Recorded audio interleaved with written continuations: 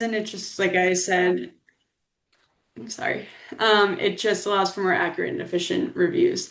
And then the second is that it provides efficient monitoring for active projects. So at any given time, we have multiple projects that will be under construction. And so when I'm able to hop on NairMap, it allows for quick monitoring from the office, and this reduces the need for time-consuming site visits, while ensuring that work complies with permit conditions and that no unauthorized encroachments are occurring. So it just helps supplement the time that I'm spending on site visits by allowing me to view a site with aerial photography. And then the last reason is it allows for faster identification of the Wetlands Protection Act violations. It allows staff to confirm reports of unpermitted work without entering private property, because obviously we're not allowed to enter private property without permission. So this allows us to view that a site from the office. So it's easy for us to see changes like tree removal or new structures, or expansion of paved areas in a wetland area. So this quick identification helps improve our response time and enforcement for those violations. So that was a lot of information. So it'll probably be more fun if I just show you what NairMap is all about. So let's see. Let me just share my screen if that's okay. Can you all see that? Fine. Okay. There it is. Um, okay. Great. So this is near map. So this is what the imagery looks like. I'm going to quickly switch to the aerial photography that we currently have on the Access GIS just to give you like a quick comparison. So yeah, this is Access GIS and then this is near map. So this is the dog park at Banta Davis. I thought that would be fun to pull up since you all had some involvement in that. And so this is the most recent um, aerial image. It's from September 2025. And so you can zoom in really close here. You can rotate based on what perspective you want. And again, you can zoom in there. You can also change to an oblique view. Um, Maybe the panorama is better. There we go. And it allows you to see more of the depth. Um, and you can also measure on here, which I'll show in a minute. And Um, it's your one. s- She's see this for Carla. She's using City of Ball. Okay. Yeah. oops. Sorry, I can't really hear, so I don't know if there was a question. Oh, you can't hear us, Megan? I can hear, but it's like very soft. Okay, so was there a question for me? Sorry. Well, I was just mentioning how you're able to view Carlisle through Nearmap when we don't actually have a subscription yet in town. Yeah, yeah, so I had this for the municipality I was at before, and for some reason the subscription hasn't canceled yet. Obviously, like my login hasn't expired yet, I guess I should say. And so I'm allowed to log in still, but I don't think that that's gonna last forever. And so that's why I'm trying to get Carlisle on board because I used this at a municipality before Carlisle. And actually, one thing I did want to mention that I think Julie noted for all of you as well, but there are 157 communities in the state that use NairMap, and some of the conservation agents in towns like Walpole, Norwell, Canton, Sharon, Swansea, Upton, Littleton, Concord, Peabody, they all use this tool and kind of rave about it. So just some added context there. But one thing I did want to show in terms of how this might be helpful for seeing encroachments and things like that. So if I go to, okay, so this is before any construction. And then obviously you can flip through and see how the construction progresses. So from August. to October, only a couple months, and you can see that there's new photography available, so you're able to see what's happening on the site, and so on and so forth. It keeps going. So in an instance like this, like say this was never permitted, and I want to figure out like, okay, how much of that wooded area did they clear? I can measure this area with the polygon feature. Say it's something like this, for example, and it tells you the square footage. And then like you can flip through and it will keep that square footage. So you can see, yeah, that used to be all trees, so like they cleared that much. So that's just an example of how it could be used in Wetlands Protection Act enforcement.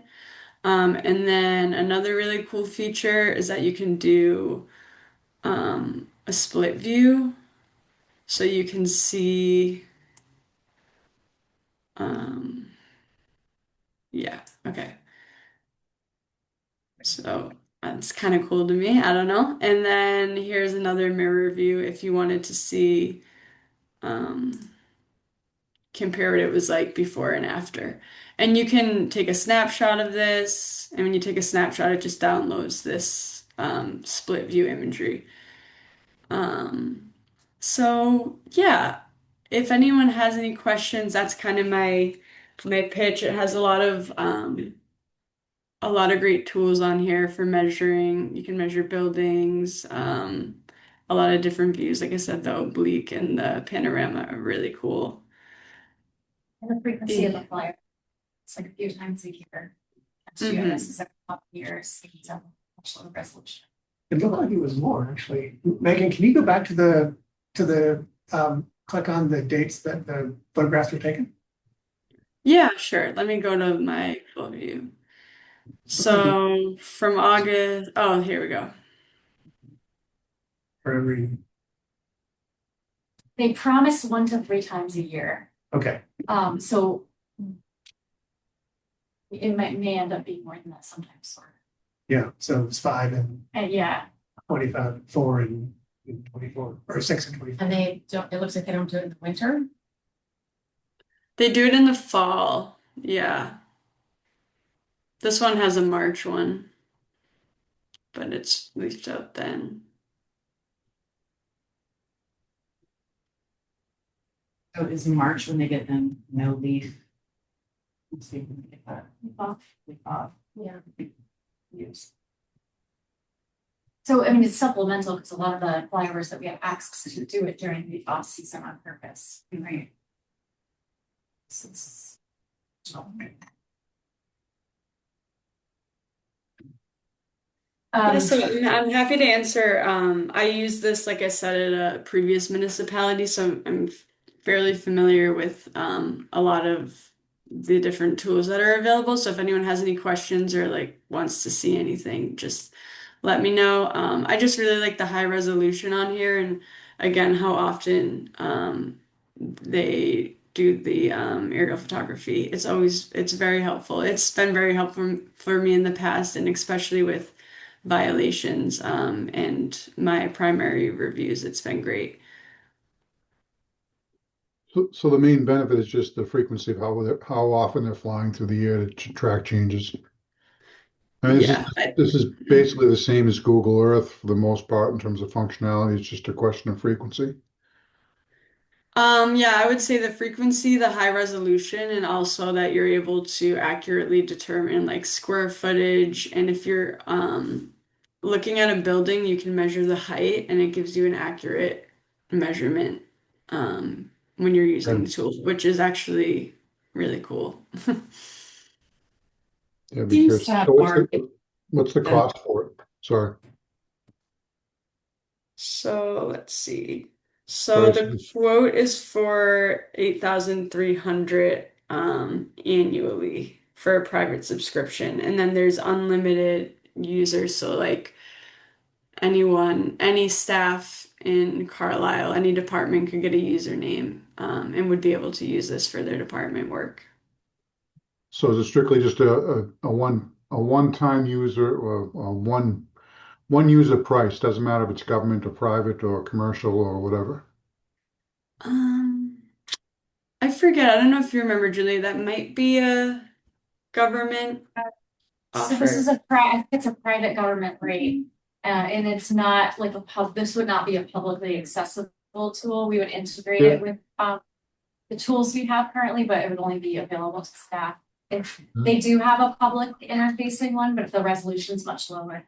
So it's not necessarily like, maybe better than what we have now. At least that's my understanding from when we met with sales representative. I was just gonna add that I am not aware of Google Maps being able to do the split screens and the choose the date of the image and comparisons. So, I mean, I can see that certainly for this. I mean, Google Maps has some historical aerials. You can go back to almost like 85, I think, but they're very sparse from probably 2000 on. Mhm. But it's not to the same frequency this is. This is much, much more granular in terms of how many times during the year they are versus the one per year that you're seeing on Google Maps. I think the other really critical value of it is the accuracy of the measuring. Google Earth and Google Maps is close enough, but this is GIS as its underlying data Engine. set. Yeah. Yeah, I just looked it up. This is orthorectified, which means that measurements are accurate, whereas Yes. Google Earth can be distorted. So you can get close, like you said, it will be quantifiable.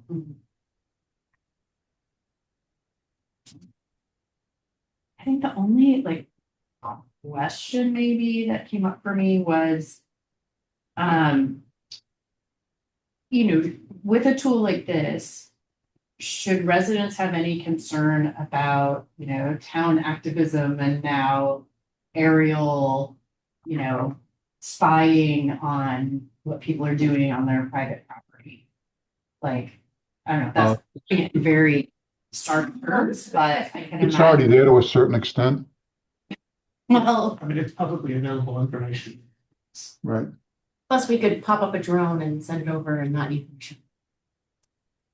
I mean, not I that, guess that I'm just answers saying, I'm just like responding in stark Yeah. terms, right? Like, yeah. my first instinct too was like, oh, how do you actually do a site visit for a violation if you have to ask for approval and are we therefore like somehow infringing on people's privacy rights? And then I realized nobody has any privacy rights.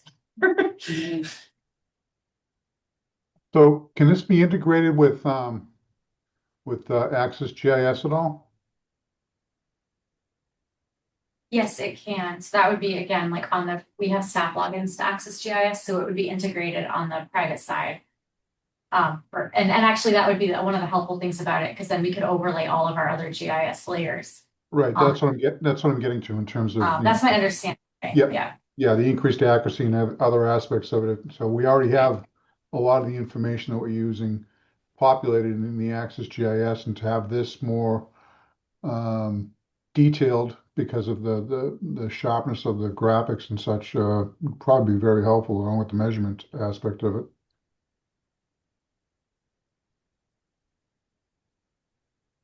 Just reading up, there's also an infrared imagery, Wow. which allows you to see wetter areas or drier areas where wetlands actually are. Yeah, right. Bodies. Count the number of people in a house. I've seen the So what is Access GIS costing us now? I think it's like 9,000 a year, which is like the annual maintenance and then support for a couple of the add-ons that we got. Mhm.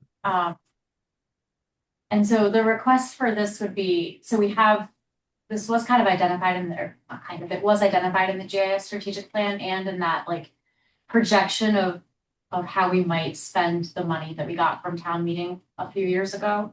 Mhm. And so we have like 1 year left on that. And so the request would be to test this out for a year and see if we can figure out, like, does it have true value add for multiple departments in Yep. Carlisle? And then when we if and when we seek to extend or request new funding from town meeting to support the GIS program, we would assess whether to include this and keep that going at that point. So It's worth the trial. I think so too. And we don't have any competing uses for that money yet. we do not, actually, we have 42,000 of the 45,000 left and just until June 30th, 2027 to spend it. Not that we're like in a hurry to spend money, we don't need to, but like because of our, like my focus shifted a lot the last 2 years. I didn't spend as much time on the GIS program as I would like to. So But this would be a good use. This would be the good use of funds to explore the viability of this. Okay, any further questions or deliberation? you guys want to take a vote to authorize me to use the GIS funding for 1 year? Vote to authorize. Motion to authorize. Second. Thanks, Sarah. Roll call vote starting with Dwight, May I? Grady, aye. Yeshua. Len and I. All right. Wait, we That's- had a Smith too. Oh, Aye. I'm sorry, Sarah, I just noticed you were there and I made you a co-host. It's okay. So we can also. All right, thank you. Thank you, Megan. Thanks, Megan. Thanks, everyone. It was a pleasure meeting you all. Thank Have a you. good night. Okay, it is 7:21, so we can move on to our 7:15, continued public hearing for site plan review, accessory dwelling unit, 106 Maple Street, parcel 13-75-2. Applicants Joanna Westmore and Chris Robert. Do we have the applicants? Sorry, I knew that. Been a while. Yeah. So where we left off, if I can remind folks, we were dealing with Board of Health side in parallel.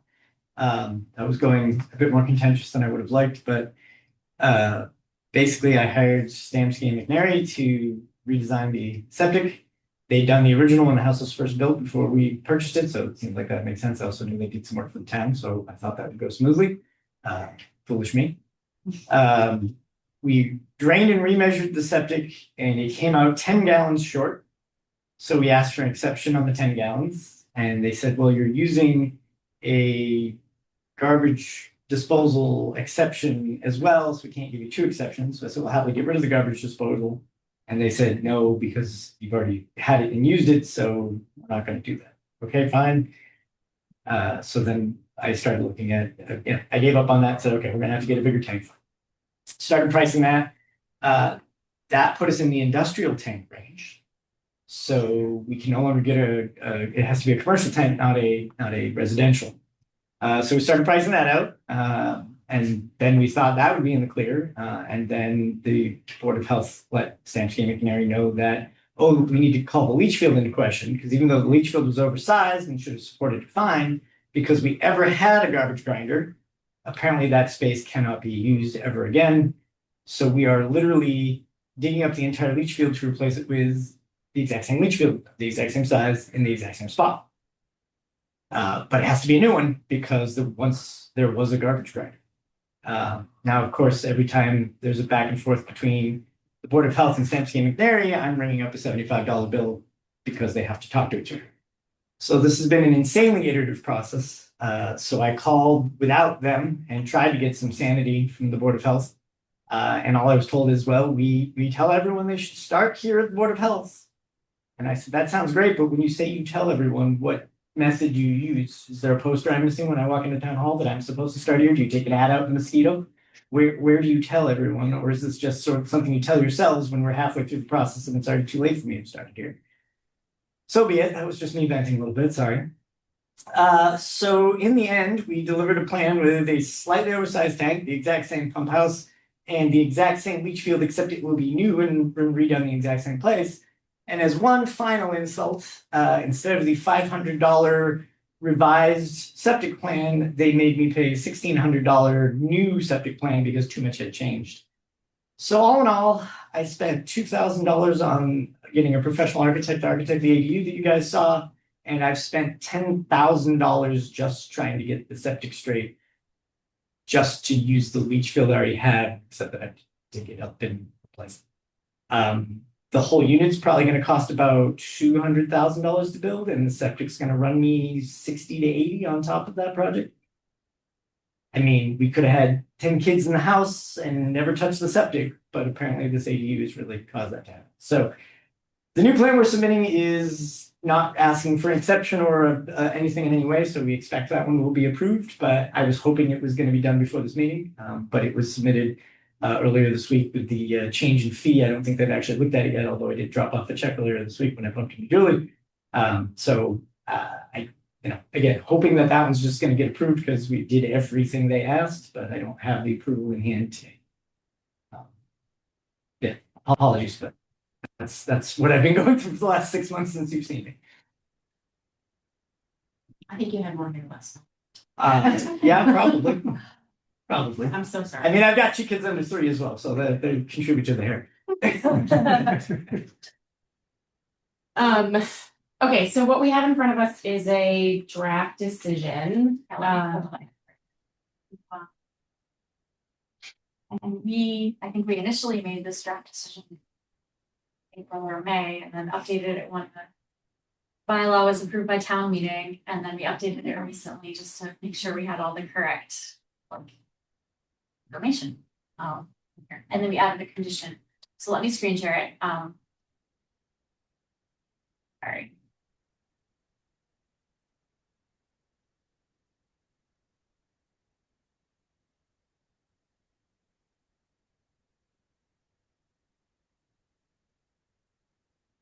So we added a condition at the end. So basically this is just kind of like, you've seen this before with I think with Steve Hinton's, we made kind of this checklist and it literally directly refers to the bylaw. And it's just like check, check, check. And then in certain cases you have to say, is the ADU attached or detached?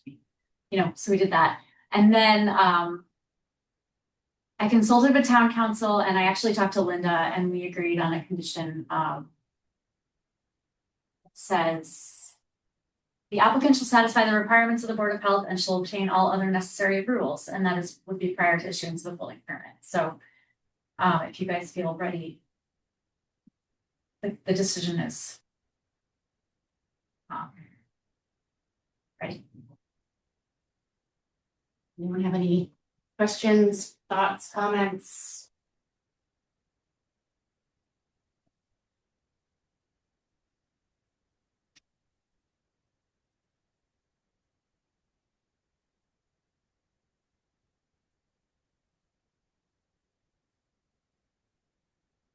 We have any members of the public to comment? Is this a public hearing? Yes, it It is. is. Yes, actually. All my neighbors are with the land stewardship committee because they're doing woodwork, so.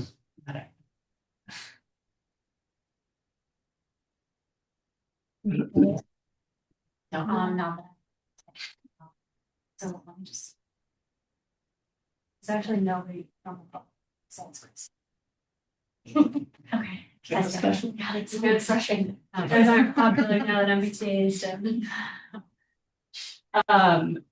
Okay, so I will take a motion to, Oh, and we should mention that Stacy has watched the video from the May meeting before she was a member, filled out the Mullen rule form, and town council has said that even though she was not a member at the time hearing opened, if she does that, she's eligible. that is what gives us the voting quorum Correct. for this. And Sarah being here as well. Should we vote to close the public hearing first? Yeah. Okay, so I'll take a motion to close the public hearing for 106 Maple Street. 106 Maple Street. Do the whole parcel thing, right? So, Motion to approve the site plan. we're just closing the public hearing first, Joe, sorry. All right, that's fine. I'm just, And then move to You can close. second the. I moved to close the hearing. second. And Joe seconded, okay. Roll call vote, beginning with Dwight. Can I vote on this? Oh, wait, sorry, no. So the eligible voting people, great question, Dwight, Sarah, Addie, Joe, and Stacy. So beginning with myself, Grady, aye. Yeshua, Lennon, I. Smith, aye. And now take a motion to approve the site plan review decision dated today, filing tomorrow. motion to approve the site plan review. For the protected use ADU at 106 Maple Street. Thank you. Yes, I'm sorry. No, that's my fault. My failings as a vice chair to get all the details. Second. Okay, roll call vote beginning with me. Grady, aye. Yeshua, Lennon, I. Smith, aye. Okay. Thank you. Thank you. Sorry for the challenges you've faced. This board has been remarkably reasonable, in my opinion, and also helpful. Board of Health maybe a little less so, but no, every time I've dealt with you guys or seen you deal with other people around, it's been fantastic. So a lot better than the work where I came from. That one was a little rougher. Board of Health might have been a little easier. But all right, thank you. Good luck. Yes, appreciate it. Have a good night. Good luck. Okay, we are back on schedule, everybody. You're right on schedule. It's 7:31, which means we can go to our continued public hearing for the scenic road petition for 532 South Street, parcel 5330, applicant Rick West. And this one I am not a voting member on, but I can still chair this process, I right? do not have the applicant. Oh. I did send him. Yeah, and he did respond. Yeah, he did respond, so I'll just, and I talked to him on the phone as well. Do a quick email, let's see.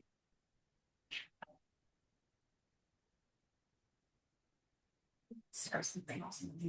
Okay, so in the meantime, we can.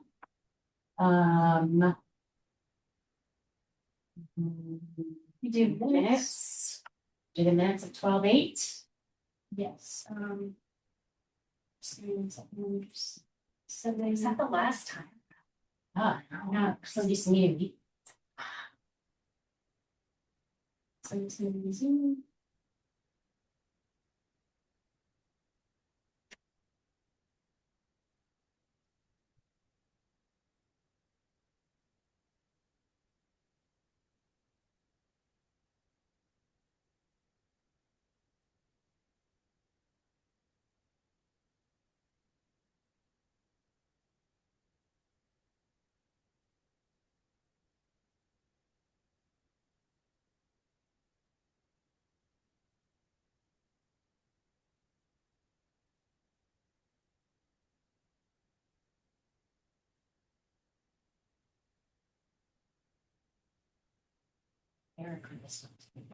No. Oh. Sarah, Joe, Stacy. No, it could have been Sarah or Eric, Oh, okay. but Sarah agreed to. So I didn't get any amendments ahead of time. If there's anything anyone would like to point out, or else I can just kind of scroll through here. Just one thing for me on the first page on the third bullet. It's not incorrect what's written here, but it's anything over 30 inches requires a code around IBC. Or which one did you say, the third bullet point? The third bullet point, Is it under 30 inches? over, Oh, over 30 inches. I'm sorry, over 30 inches, what? Over 30 inches require a rail. So I do have I can give you a little update on that real quick if you want. So it is true that retaining walls that are 4 feet and more need a building, but because it was on the building permit plan, we did get a building permit for that.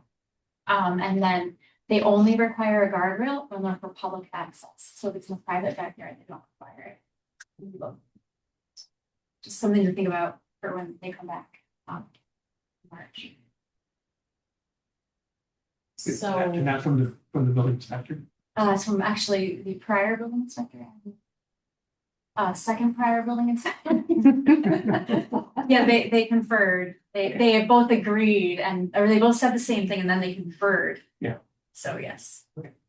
Yeah, the building inspector has the ability to make a Right. specific determination. Yes, and so if there were any sort of public access back there, then they would require it, but since there isn't, they don't need to. So maybe the words should be in here, exceeding 4 feet may not would require railings. Exceeding 30 inches. Or as determined by the building inspector.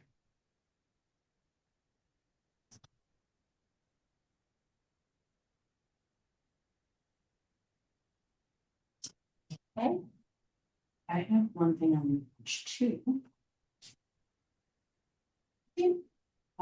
So in the climate resilient Carlisle section, Mhm. the third paragraph down that begins as part of the discussion. Yes.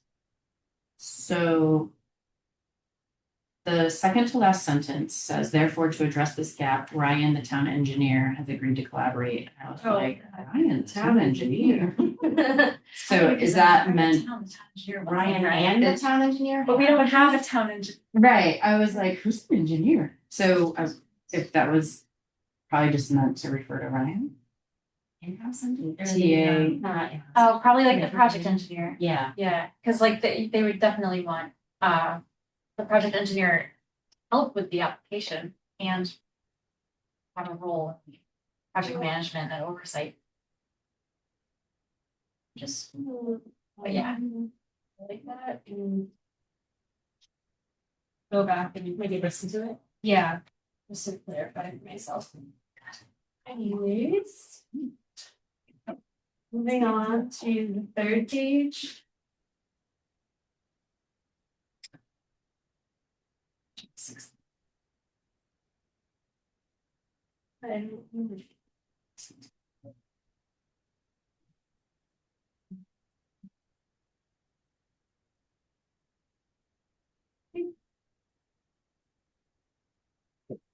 Okay, so do we have a motion to approve the minutes as amended and potentially amended for that thing we just saw?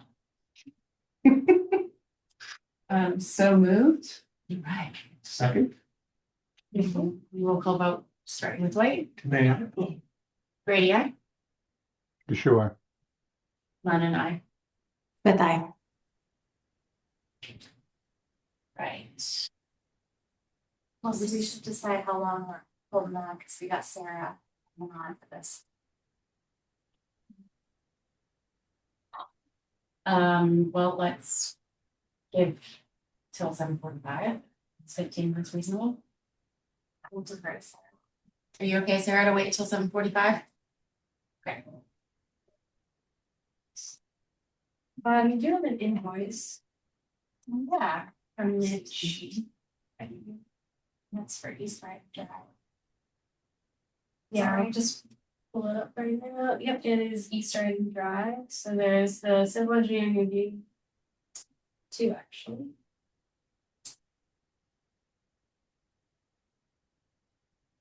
You guys see? Yep. Yes, it's their final invoice for construction oversight. And I mean,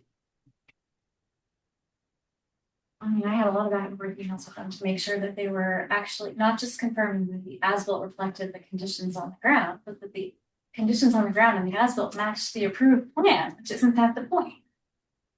We had a lot of back and forth about that. I was really surprised. So, yeah. And then we were, because I was not releasing, John had left and I was not releasing the occupancy permit until engineer had that. So, yeah. Is that why there's a balance forward as well? No, I think you approved that invoice. They just hadn't received it yet. Okay. When they sent us this one. That's a great question, and I will confirm that so that we make sure we have enough money in this account. It's actually, no. So I was not telling them, charge us more to do your job. Yeah, I was not saying that. Right. Yeah. She heard all my conversations, and then I hang up the phone. This is so hard. Anyway, And this is Mitch? it is. Was it a problem of the actual conditions on the ground, or was it a problem of the engineering? No, I don't know. Don't know. I think the conditions, I think the site was constructed for the approved plan. I believe you. I am not an engineer. I am not an engineer, but there were specific parts of the driveway we had them reconfirm. Okay. For super elevation and making sure the runoff's going the right direction and not on. And then making sure the hydro seeding was in, all those things, so. Okay. Yeah. Do we have a motion to approve the niche invoice and authorize the town planner to sign? And it will come from the 53G account, which is funds provided by the developer. For the peer review, right? It's not town money. And I will check that. Forward. Just sure.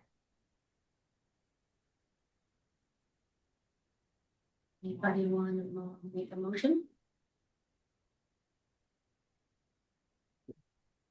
Motion to approve the invoice and authorize the town planner to sign. Yes, that. So moved. Seconded, seconded. Okay, roll call vote, starting with Dwight. Is this something that I can vote on? This is an Yeah. administrative thing. Yeah, it's just so yes, so Administrative. Deny I. Grady, aye. Yeshua, Lennon, I. Smith, aye.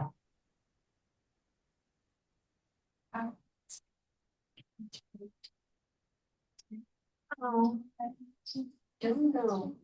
And Atkins. No, No, it's. it's Rick and Nancy West. Yeah, I know, I just didn't know if she was a clever advocate or something. Still haven't heard from Rick. But I did send it to him and it too, so. One of them will get to it. Okay, maybe we'll do liaison reports quickly. Anybody have a liaison report? I have one, we have CPC meeting on the 16th. No? 15th. 15th, Day 15th before. of December. That's it, this is the Community Preservation Commission Committee, rather. And we heard some preliminary proposals for CPC funding for this CPA funding for this year. There were a number of them that really needed to be thought through with respect to eligibility. And so there's some stuff going on in the background about that. The Affordable Housing Trust is looking for, I believe, funding associated with the Bog House, and I think Julie's gonna give us a Bog House presentation at some point, maybe at 7:45.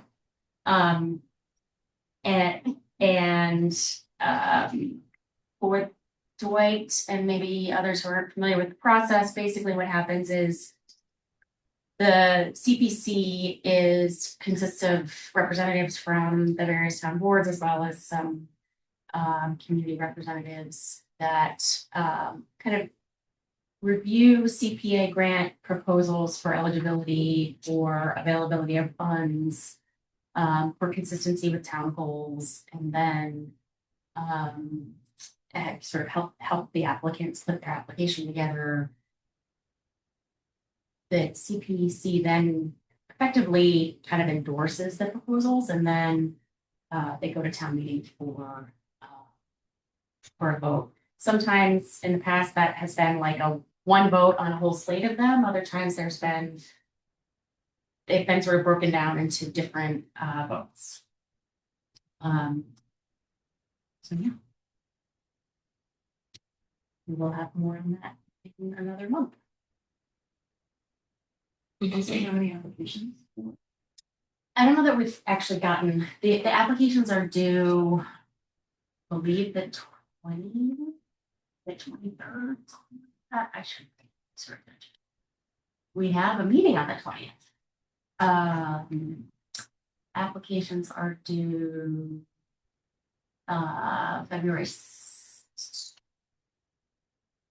Sorry. I don't have all the details top of mind. But I think it's February 2nd. Town warrant, you know, this time of year, it's always like, holy shit, the town warrant closes soon. And it's sooner every year. It's like, feels that way, yeah. Even though it's like a late May town meeting, it's May 18th. It's pretty late. Anyway. So It's an early warrant closing, in my experience.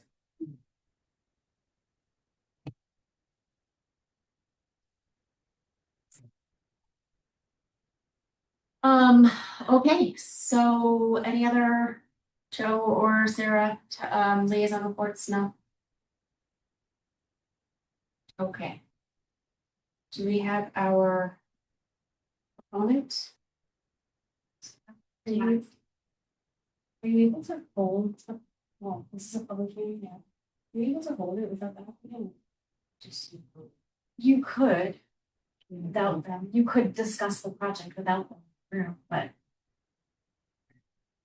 I think it's up to, you know, the Conservation Commission, like, might hold a public hearing if there's no applicant. But I think it's up to your discretion. I mean, was the applicant looking for a decision today? I think the applicant was looking to see if the information that we found at town hall that kind of shows where the stone wall is in relation to the right of way is helpful to you determining your jurisdiction and also figuring out what you might request that they do or allow them to do. Okay, so I think that information is actually very clear, based on what you circulated. I think we can open the public meeting, look at that stuff together, determine what we think it means, and then, you know, just spend 10-15 minutes and then continue. Okay. That makes sense? Okay, so, I can screen share it. did I already opened it. I mean, not on this side. Continue. So when we left last time, my understanding was, and I think the applicant had the same understanding, that they either needed to get a survey done or we needed to find something that would be more clear about your jurisdiction. So, that's what we did. And the sewage disposal system as the. Never mind, this is not the one that shows it. Sorry.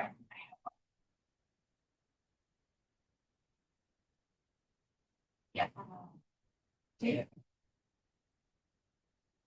The one that says 532, that's the. Yes, that's right. Let me screen share it.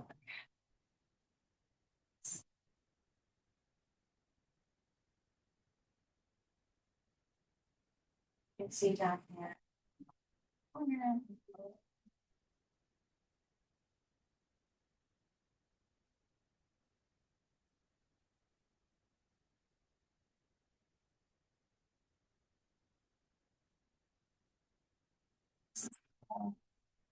It's from 2000, so it's not the oldest plan that we've seen, but it is 25 years ago. This is what. I'm kidding. Sorry. And then there was another plan actually too that I think showed.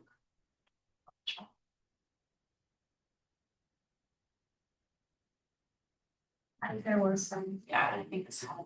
Well, before you move away Yeah. from, Sorry.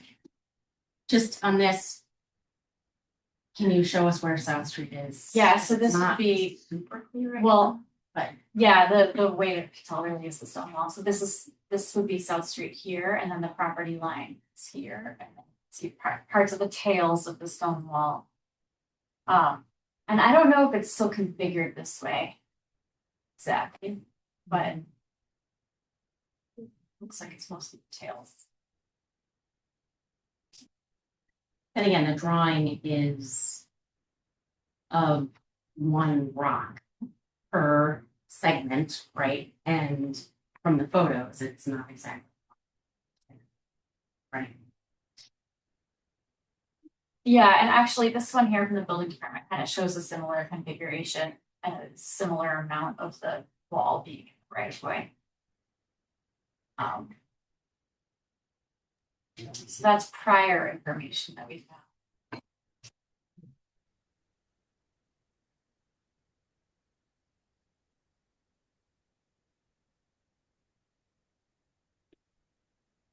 Yeah, so the rock delineation here is probably just a standard drawing format they use for stone walls, right?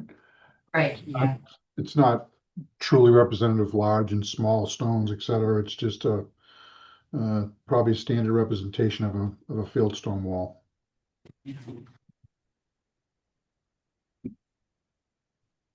But I guess the point I'm trying to make, and again, I can't vote on this, but what this doesn't show you is the horizontal extents of the stone pile relative to that property line. It just shows you effectively a dotted line relative to the property line. And is that the center of the stone? You know?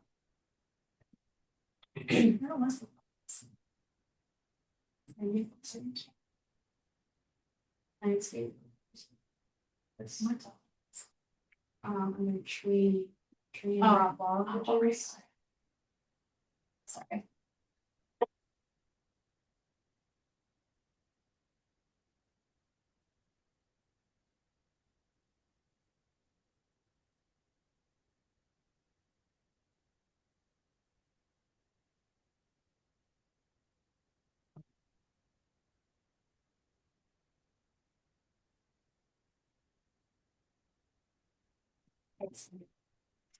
Isn't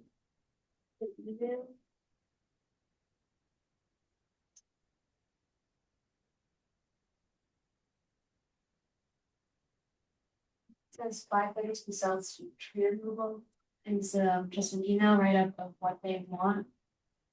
What you would like to do. So proposed work from 2025 to 2026 would include removing all of the trees listed, clearing invasive vegetation around the stone wall, removal of loose stones and remnants of the existing stone wall, and any large boulders. So basically, he just wants to get rid of the stone wall and clean out the invasives if he is able to. Not, he'll just leave the rocks.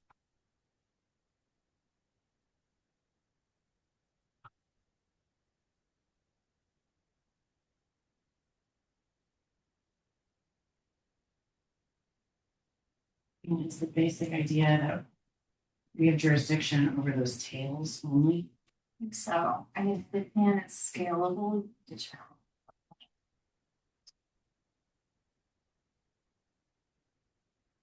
Like you could always tie whatever you approve to a plan that actually is based on a survey.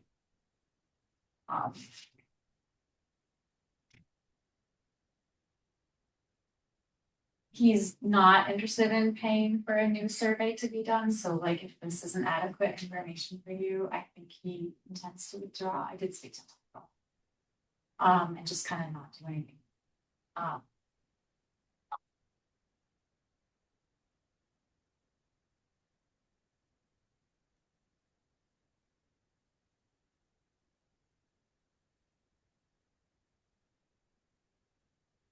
I think for consistency's sake, what we've done with other applicants is pretty straightforward. He's not asking to relocate a portion to create a new opening or relocate an opening. He's asking to remove it.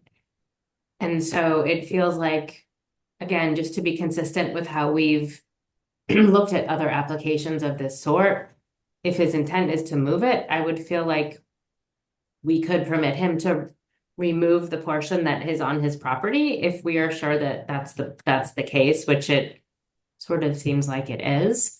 I think after seeing this, I'd want to go back out and look at exactly what's there. And if it's in the same configuration, it seems like he could remove that portion on his property that's parallel to the street, but not the portion that's perpendicular, or essentially he can't remove the two tails. if he has other thoughts about the two tails, he might be able to come back and say, well, could I move it this way or that way? And maybe would be okay with it. But the way that his request stands now, I would think that we could only let him remove what's on his property.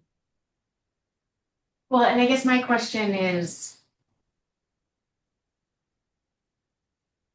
say it were a tree. And the property line ran through the center of the tree. Is it in our jurisdiction or is it not? You can't cut down half the tree, right? It's in our jurisdiction. If the property line runs through the stone wall, that the portion that looks like it's on its property for the survey, which is sketchy. If it's actually like, I did not have a roadway layout plan, it's not mine. Street, unfortunately. right, but I guess the point is like, Yeah. Can we split the baby? Can he split the baby? can he split the baby? Yeah, and how precisely is that plan drawn? Because if it is property line and then wall, the way it's drawn, then that's fine. But like you said, if the property line goes down the center line of the wall, that's a different story. Oh. Oh, here he is. I should have.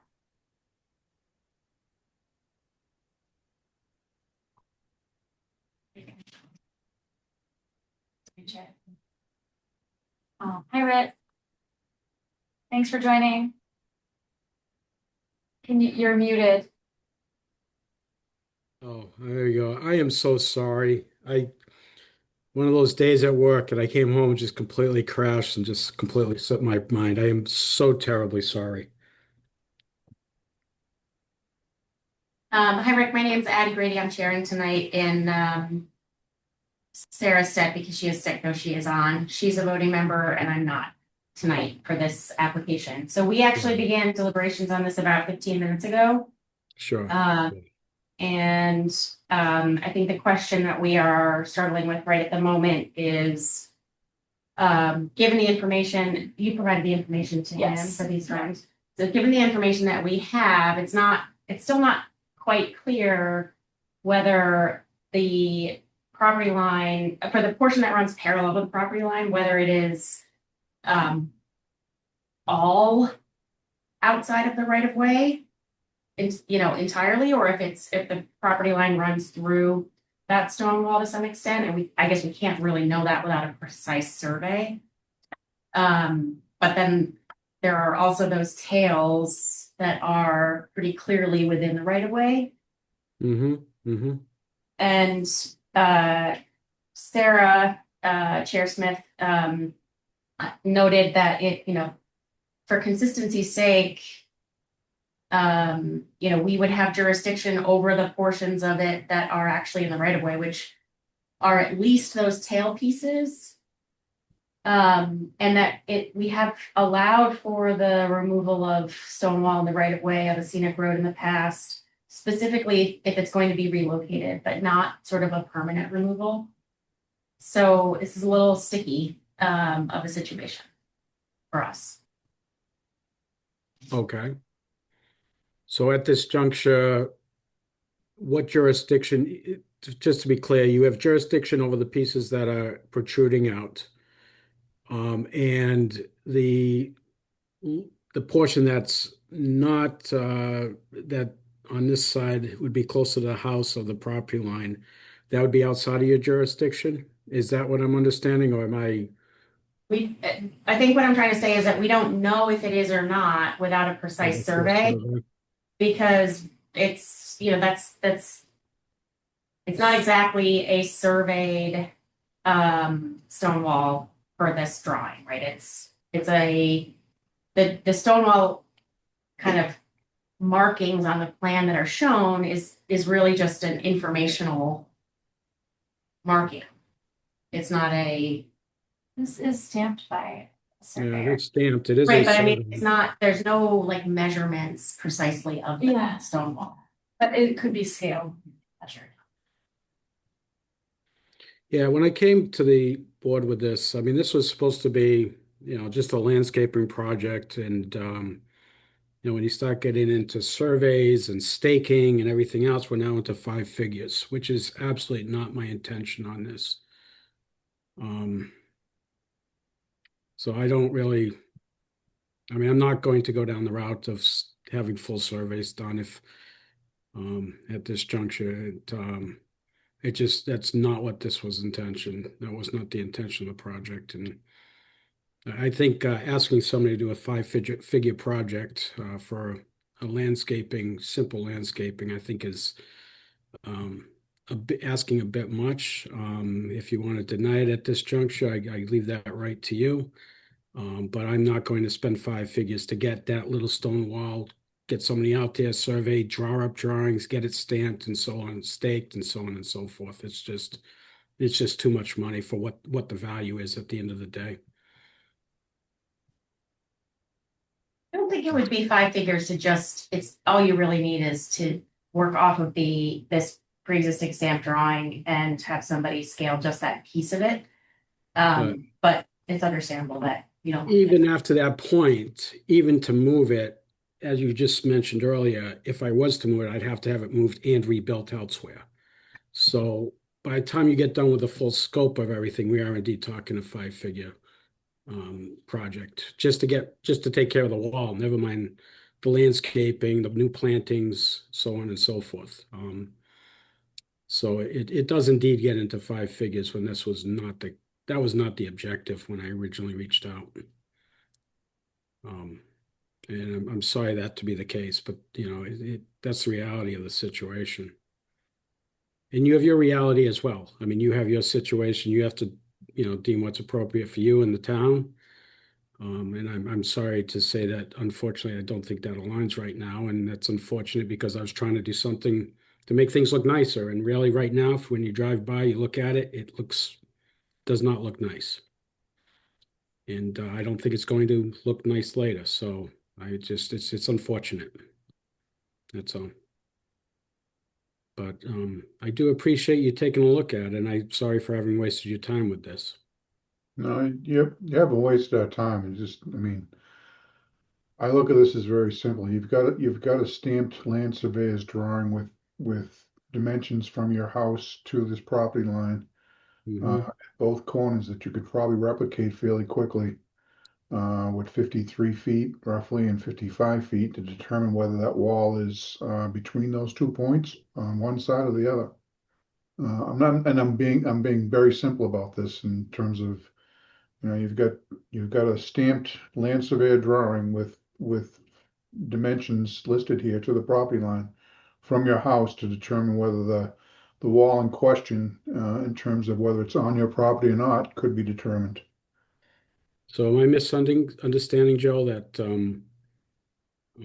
I thought I just heard that I should have it surveyed and staked and that this wasn't an appropriate survey on this Yeah, drawing? correct. The information there is I've been just, as I look at it, yeah, I mean, there is no definitive plan that defines where the wall is with respect to the property line. That's the question that we have. We don't have an answer to. Like I said, I'm just looking at some of the other plans that was found by Julie and probably Nicole, I'm sorry. That, you know, you could probably replicate where that property line is fairly easily. I agree, but then I have to have it drawn up, correct? Well, we'd want something that it was definitively determined that someone identified it, right? I mean, that's So basically, basically, what that would establish is, can you remove that one piece? correct, Not. right? That's all it would do. So And Yep. and then if I'm removing that one piece, I have to relocate it someplace else, correct? no, not if it's on your property, you That don't. would be up to you. You don't have to. Nope. Okay.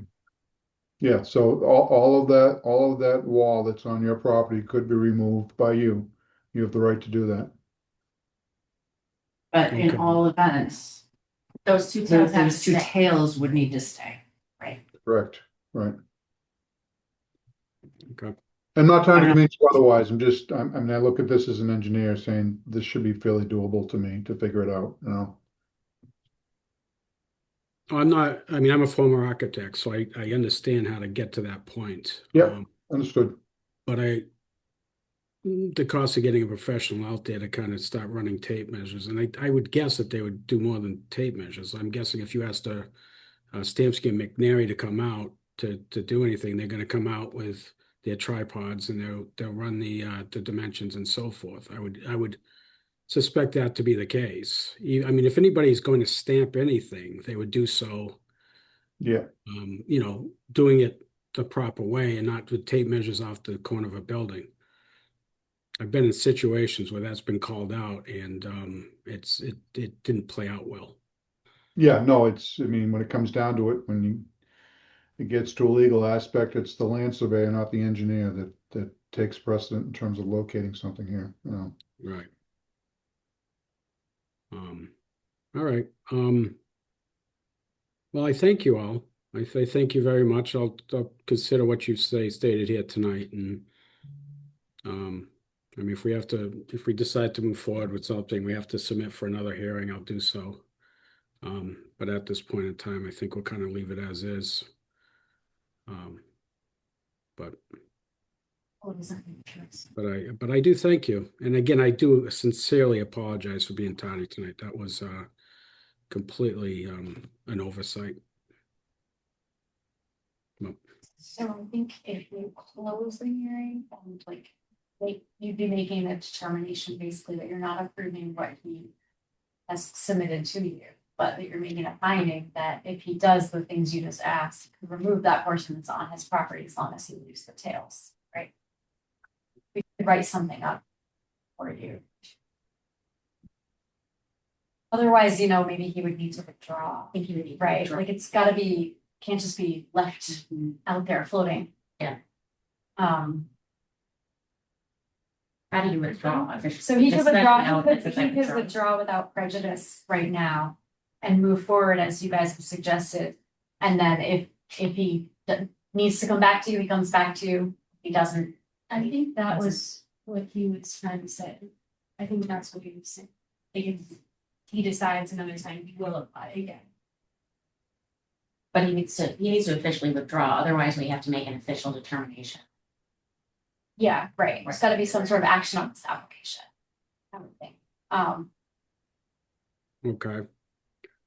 Will I get some kind of letter just notifying me what the specific details, because I'm still a little bit unclear. Do I get a tape measure off the house and show you where it is on the staking, or do I have to so if I can get a specific outline of, is that something that will be provided to me as to what your interest is in this? Because if that's the case, and I can get a hold of that, I'll withdraw it tonight and then I'll consider what's put out there and come back should I need to and pay whatever the fee is to make that happen. Well, you could, if he's thinking of coming back to you, you could continue hearing, so he doesn't have to whole notification and paying the legal ad, right? If they can do it, your next meeting's February 9th, right? So there's time. Do you want to come back in February, Rick? I'd rather not. I'd like to, is it possible to get a list of precisely the requirements of what you'd be looking for? Because I'm still a little unclear, as I've heard a couple things here tonight, and I've heard one take a tape measure off the house. I've heard another one do a survey. So I'm not sold on precisely what I should be doing here. And whether or not this drawing that I have is acceptable or not, it sounds like I might be able to have a portion of this drawing. Could I have a determination as to precisely what I would need to bring back to the board? Should I come back again? Because I mean, at this juncture, I probably withdraw, but I would like to have some kind of direction if that's possible. I mean, I think it's pretty straightforward to say that you need to locate your property line relative to the stone wall by a surveyor in a stamped manner. Okay. Right? It doesn't have to be the whole thing. It's just that section. No, It's I just- understand. I understand. And then the drawing has to be created for that area and so forth. I understand that. Okay. specific to that area to say, so that you know that the stone wall wasn't just It's actually meets survey standards. Right. Okay. And then should I go and get that done at that point, and indeed we find a portion of that wall is within my boundary, then that's the only portion I'd be able to remove at that time. The rest of it would still have to stay. Correct. Okay. Okay. I understand that. Thank you. Thank you. I think I will withdraw my application at this time. Sorry, what'd you just say, Rick? I'll withdraw the application at this time. Okay, do you want, so you'd make a motion to, yeah. 532 South Street to withdraw without prejudice, which means you can come back to you with the same or similar, depending on his findings at some future point. Anybody want to move that? So moved. Second. A roll call vote, beginning with May I?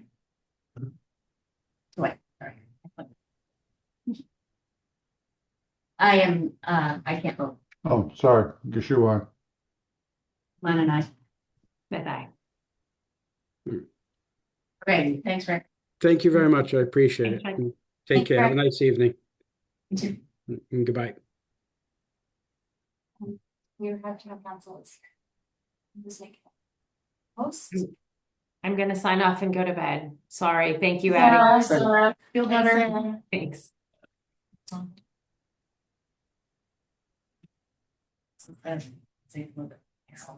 We can make it see designated seating.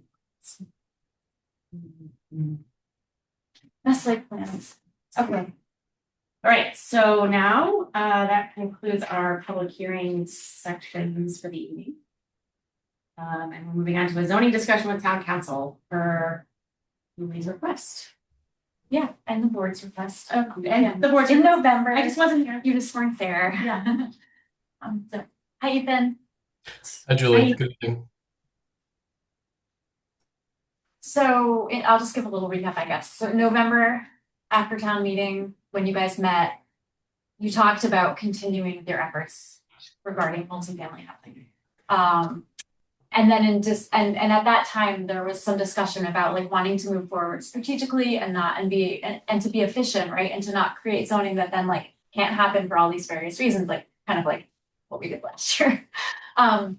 So there was a request to bring town council in for kind of an early conversation about the landscape around zoning and zoning law and what kind of things you can do. And then maybe more specifically talk about how some of the legislation that's coming down through the legislature right now may impact Carlisle or things that you might consider with zoning, right? So again, like you're not duplicating the efforts of the state or doing something that would be in direct conflict with something that's coming down the pike.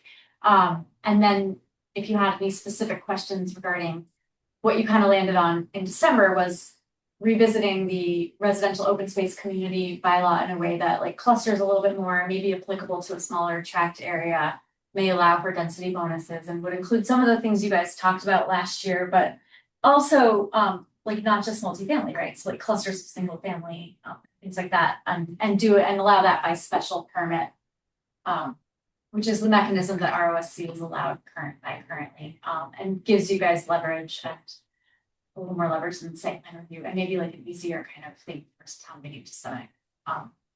So that's a lot, but town council's here. Do you feel like that's a good introduction, Ethan? Sure, I do. Thank you, Julie. So, I guess I feel like I'm here to be a resource for the board. I'm primarily prepared to, answer questions that you all may have. I know Julie mentioned some of the pending legislation out there that, could potentially be further amending the Zoning Act. That piece of legislation primarily is the bill, Yes in My Backyard. There's currently slightly different House and Senate versions of it. The short answer is that I don't make predictions in terms of, whether a legislative, act will actually come to fruition or, certainly what it would look like in the event that, the House and the Senate pass it and then it gets to the governor's desk. The bill as it's currently framed does a number of things. It expands the Dover Amendment to include, larger protections for, some multifamily housing. It incorporates most of what was separately referred to as Yes in God's Backyard parallel legislation that would allow, generally by right multifamily housing on properties owned by religious organizations. And there's a number of other things. There's an amendment to the subdivision control law to permit certain by right subdivisions, sort of like an A&R process, but it's a little bit more permissive. There's a lot of stuff contained within this legislation, and it's a little bit, too soon to really say with any certainty whether or not it would be passed and enacted, and what it would look like if that happens. Certainly, if it were to pass in its current form, the Zoning Act would change substantially. There would be a lot of new provisions we have to grapple with that increase the ability of housing production across the state. Certainly, that's the policy initiative that the governor's office is working very hard on, as we all know. So with that being said, I can't predict where Beacon Hill is going to go on this, and I think the best advice to the board is that if you're interested in local zoning that furthers the efforts that you were advancing in the fall, I think you should work on zoning that fits Carlisle's needs as you best see it. And whether you advance it at this town meeting cycle or in the fall or in the future, I think the best thing you guys can do is work on something that does what you would like to see in Carlisle, because the legislative piece of this is really out of our hands. I'm not saying it's not a risk, and I certainly take Julie's point that you're not interested in doing something now that would then be superseded or duplicated by a change in the legislation. So I don't have a lot of answers in that respect, I guess. And it's sort of, we just have to wait and see, and there's some risk involved if you propose, I guess, a greater density zoning now, and then the state passes something different that allows greater density in different locations, again, because we don't really know what legislation might look like. So that's a long way of saying, I think you guys did a lot of really good work in the MBTA process. And if you're interested in pursuing, a cluster development or, higher density permit allowance through the special permit process, you can capture a lot of the things that you discussed that weren't going to work for MBTA zoning. But you have to choose to do it sort of on your own affirmatively for Carlisle as you see it being a necessity, and not sort of knowing or not knowing what legislation might happen or not happen.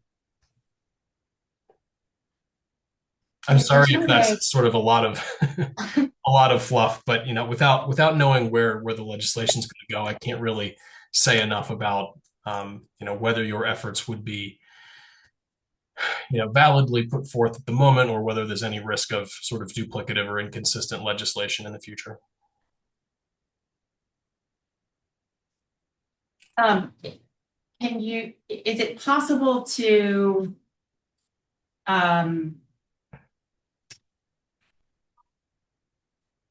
I'm going to just play this out, not in hypotheticals, but say we go to town meeting with a cluster bylaw that feels good and we pass it as town meeting. Is there a way to have some kind of fail-safe in it that provided that town meeting votes that fail-safe to be in it, that it would be negated in the event of some kind of superseding state level legislation? So I won't say that that's sort of, I don't know, I would call it a sunset clause to some degree, wouldn't be possible to write. There are certainly ways you can do it. You can have zoning that, expires after a, predetermined period of time, or, will only take effect upon a certain scenario occurring. I think my fear in that situation is that it would be difficult to define with particularity what sort of intervening legislation would occur, right? So it's one thing to say if this House bill passes and becomes law, then the zoning bylaw becomes a nullity, but we don't know exactly what form it would be in or when it would pass. And so I think my the better course of action would be to include sort of an awareness of, possible legislative change sort of in the planning process for this, and prepare town meeting that, you're prepared to put an article on the very next warrant to rescind the zoning. I think that would be a more effective way to guarantee that it, has the intended effect. Because, there could be something else that we're not thinking about at the moment, or hasn't yet been filed with the legislature. And, any number of other things could happen, especially with the sort of rapidity with which the state's been amending the Zoning Act. You guys would always be in that, like, to the extent there continues to be things looming on Beacon Hill, like, you guys will always be in that position, like, you're. I should note that a, higher density by special permit bylaw would be adoptable by a simple majority vote, most likely, but it would take a 2/3 vote of town meeting to repeal it. Oh, that's interesting. Yeah. Maybe not a controversial vote to repeal it in the event that something else has happened legislatively, but the necessary quantum of vote would be higher to repeal it. So are you worried about having two things on the books that would? I'm worried about people worrying about having two things on the Right. books, Sorry, and yes. therefore Right. not wanting to do anything about Right. something proactive. Because like, I was gonna say, there is a recent example where like we had a bylaw and then the state made a law, just like a flat out law, and that law. Superseded like up until the 900 square feet of the existing bylaw, right, so. But I But we understand didn't- there's a we didn't- sequencing thing. Right, we didn't enact that ADU bylaw, the town's version of that, while there was Correct. something pending. Exactly, it was like 36 years ago, so it's right. So it's a little bit of a different. Yeah, I'm thinking more about a marketability of Right. getting something passed, than I am about whether or not we could actually handle the actual process of managing through the changes. Right. It's more that will people vote in favor of something? Right. If they know that there might be something else coming Right, and relatively soon. Right. And they're worried that it'll be Right. additive instead of. Right. Are the versions of the bill so different that it's just we have no clarity on any of the provisions that might apply to Carlisle? I feel like there's got to be a little more granularity we could bring into the conversation, or is that a fantasy? No, so that's a good point. The versions of the bill are not identical, but they're not significantly different. To my mind, the real question is, does the bill pass, and does it pass, in substantially the same form as it is now? I think if the board's interested in a summary of what the legislation includes, that's something I could prepare and share with the board, ahead of your next meeting for discussion. Yeah, I think that's critical, I think- like, to know what this. Yeah. What is the intent of the legislation? When you say expanded over amendment and certain, I mean, Right. you're speaking a little bit of gibberish. I've heard the term Dover amendment before. Yeah. But So- Not fresh leaves. So what 48. is it? Does it say? Yeah. What is the sort of intent? I guess. So, as far as I can tell, the intent is to, limit the town's ability to prohibit the use of, certain land for, the wording is duplexes or multifamily housing. There's limitations depending on whether or not the property in question is, serviced by municipal water and sewer.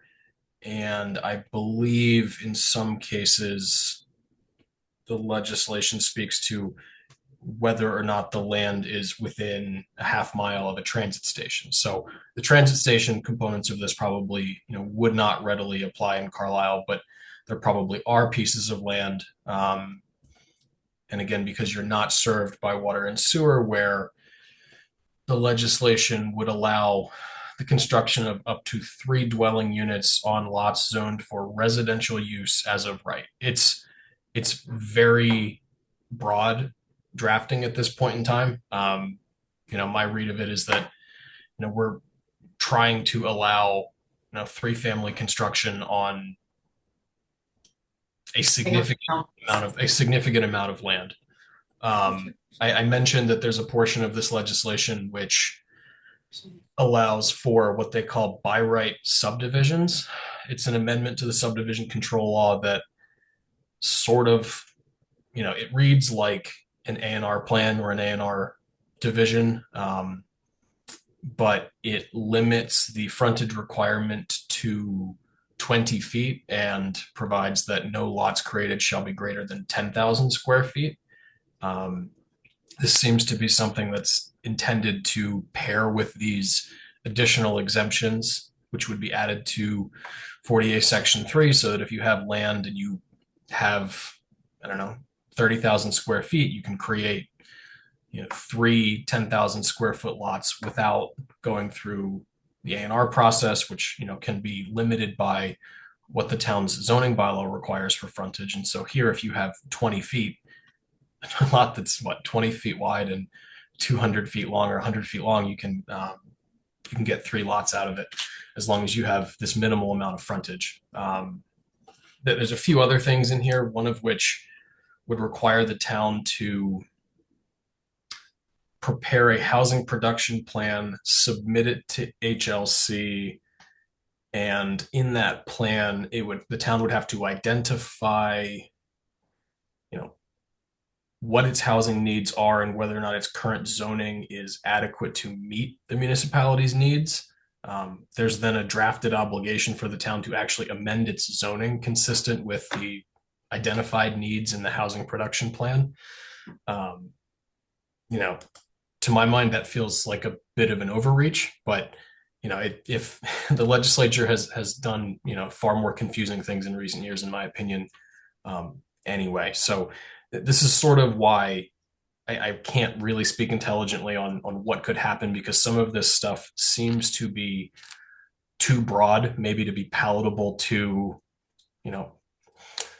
elected officials in an election year, for example. I think the voters across the state are feeling the pressure from a lot of the state's housing focused legislation. And, certainly the MBTA communities, there's still a number of them that excuse me, haven't complied and don't have any intention of doing so. So there's a lot of politics involved in whether any of this legislation passes at all, and if it does, I would guess that it gets pared down at least a little bit.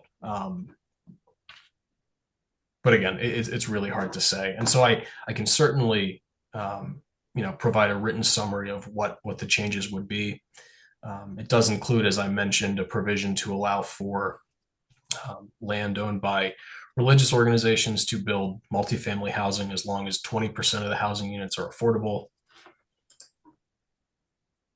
It kind of sounds like it's enabling a whole lot more density than is possible in Carlisle, and that what we would be considering is actually one, it's by special permit, so it's not by right, and 2, it enables a more sensible or more applicable to Carlisle approach. And so it doesn't seem additive. If you can't achieve the level of density that it's enabling because of the fact that, I don't know, we're limited on the number of bedrooms we can put on an acre. I'm trying to figure out if a 10,000 square foot lot would even make sense in a community like this, unless you had enough of them clustered and did a shared septic. Bedroom. Yeah. A 10,000 square foot lot, that would you be able to fit all this stuff? And you need a certain amount of them to. Whatever you want to do. Well, for In this- well and in a this pet community. protection area and a Yes. septic system and a leaching field. Yeah, Right, that's that's what I'm that's asking. what Like, she does said. that even make sense in this town? With a setbacks that you would need, not by zoning, but by Title Right. V. Yeah, because if we're talking about you have a bigger tract and you cluster a certain amount of units and like the way that I structured the draft zoning, I was thinking about like 4 bedrooms per acre and like what might make sense in terms of unit count, right? For that property. and thinking about all the things we learned last year from Joe Pisnola and just all the, Yeah. like, So is, but I hadn't thought about it in terms of like if they were carved up on their own, what would be the minimum land area needed if, and then, you know, just, is there any sorry. is there any commonality between our draft and the two proposals in legislation? The draft I sent around on Thursday, Joe. Yeah, so I mean, there are two bills there, whatever form they're in. Is there any commonality that these bills have that we have in our draft? I'd have to look. Ethan wouldn't know. I didn't send him the draft. If Oh. what you're describing and what you've circulated, Julie, is a sort of open space cluster special permit bylaw, there would be very little overlap. Yeah. You know, this legislation seems particularly targeted at, you know, removing dimensional constraints that make lots unbuildable, and, you know, I think just making residential land usable for multifamily housing. And so, you know, one of these proposed insertions into 40A Section 3 would just tell you that any residential land can be used for housing up to 3 units in a structure. And so you're getting 3 units per parcel, you know, pretty much anywhere that it can be sited. That is the paragraph that applies to, you know, land in a community that's not serviced by municipal water or sewer. So, you know, I think if this were to pass, you might find that, you know, 3 units is doable on quite a lot of existing parcels in Carlisle. There's another piece of this legislation. I know the Board of Health's Title V regulations were sort of recently amended with an eye towards the MBTA zoning. I'm looking for the portion of this bill right now, but what I believe it says is that boards of health basically can't make regulations for Title V that exceed the state requirements. And so I don't know whether or not this would have an effect on, you know, the design specifications that they are requiring for existing new septic systems currently. I don't know whether or not the legislation would attempt to supersede that, because it is a component of, you know, sort of what density can be achieved. Is that clause in the legislation a change to Title V? Or is it a mention of that is the zoning act? It's Like, an where does that amendment. fit? It's an amendment to Chapter 111, Section 31, which is, you know, the enabling statute for Board of Health authority. Okay. Provides that no regulation or amendment that relates to minimum requirements for subsurface disposal of sanitary sewage shall exceed the requirements of the state environmental code for the purpose of residential housing development or construction. And so that's septic systems. Is there anything about well? Not to my knowledge. This one seemed specifically targeted at Title V system design. Okay.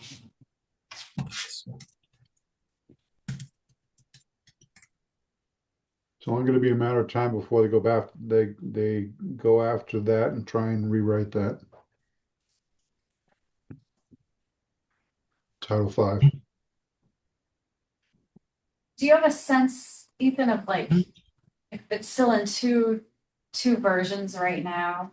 Like, do you think it'll get through this next year? Or like, do you think we're talking about 27, 28, like, or beyond? Like, do you have a sense of that?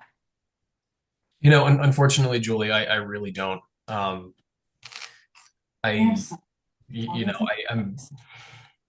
especially since, I don't know, let's say 2020, the legislature and the governor's office have been, you know, pretty much in lockstep on, you know, housing forward legislation. This is some of, you know, to my mind, and this is solely my opinion, these amendments would be pretty extreme. And they would significantly change, you know, the look and feel of many communities across the Commonwealth. I'm not saying that it's, you know, necessarily a good thing or a bad thing. Obviously, I think everyone appreciates the need for housing and the cost of living in the Commonwealth. But, you know, the insertions into the Dover Amendment of sort of wholesale protection for, you know, 3-family housing would sort of erase pretty much all of the single family housing, you know, single family zoning districts that communities have across the state. And so, you know, I'm sort of cautiously thinking that it will not be adopted in its current form simply because it goes maybe farther than, you know, the legislators are willing to go. But, you know, I really can't predict what would happen. It takes a lot of control away from municipalities, and certainly that has been the trend in recent amendments to the Zoning Act. But, you know, this feels like it does quite a lot more than, you know, the MBTA zoning or, you know, the ADU amendments, which were very narrowly targeted towards very particular issues. They certainly have, you know, caused a lot of concern for many people, but this is somewhat bigger, and I'm sort of skeptical that it would pass in its current form. But that's by no way a prediction or a promise of any kind. I just couldn't guess.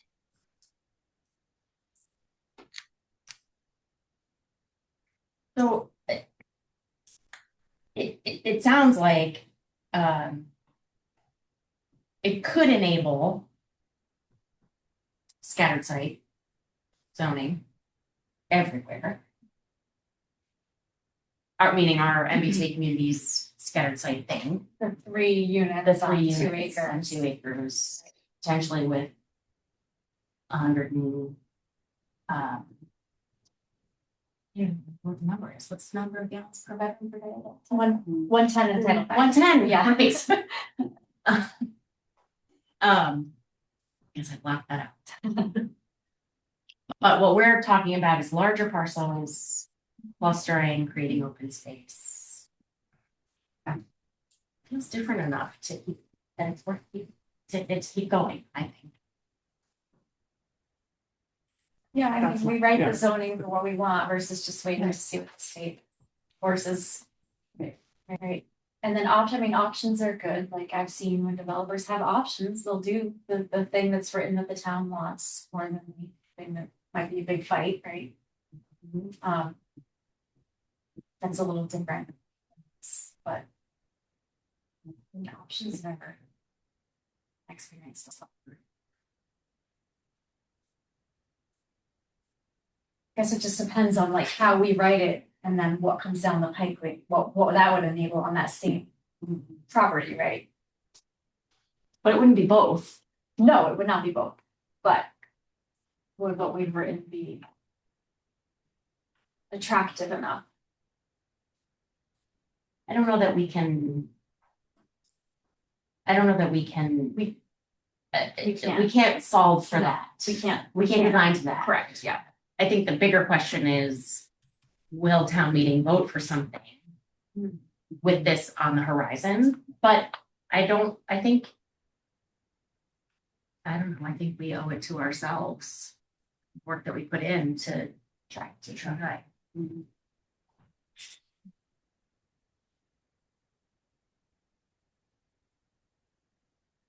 Joe?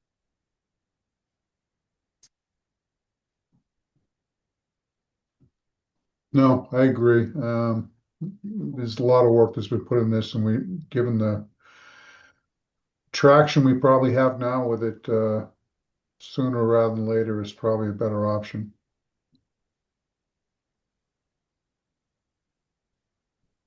Because we're not going to be able to predict, like Ethan said, what's going to happen. If it's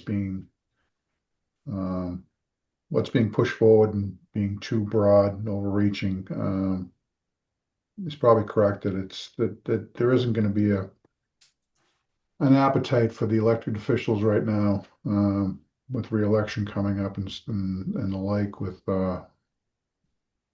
pushing that overreach forward.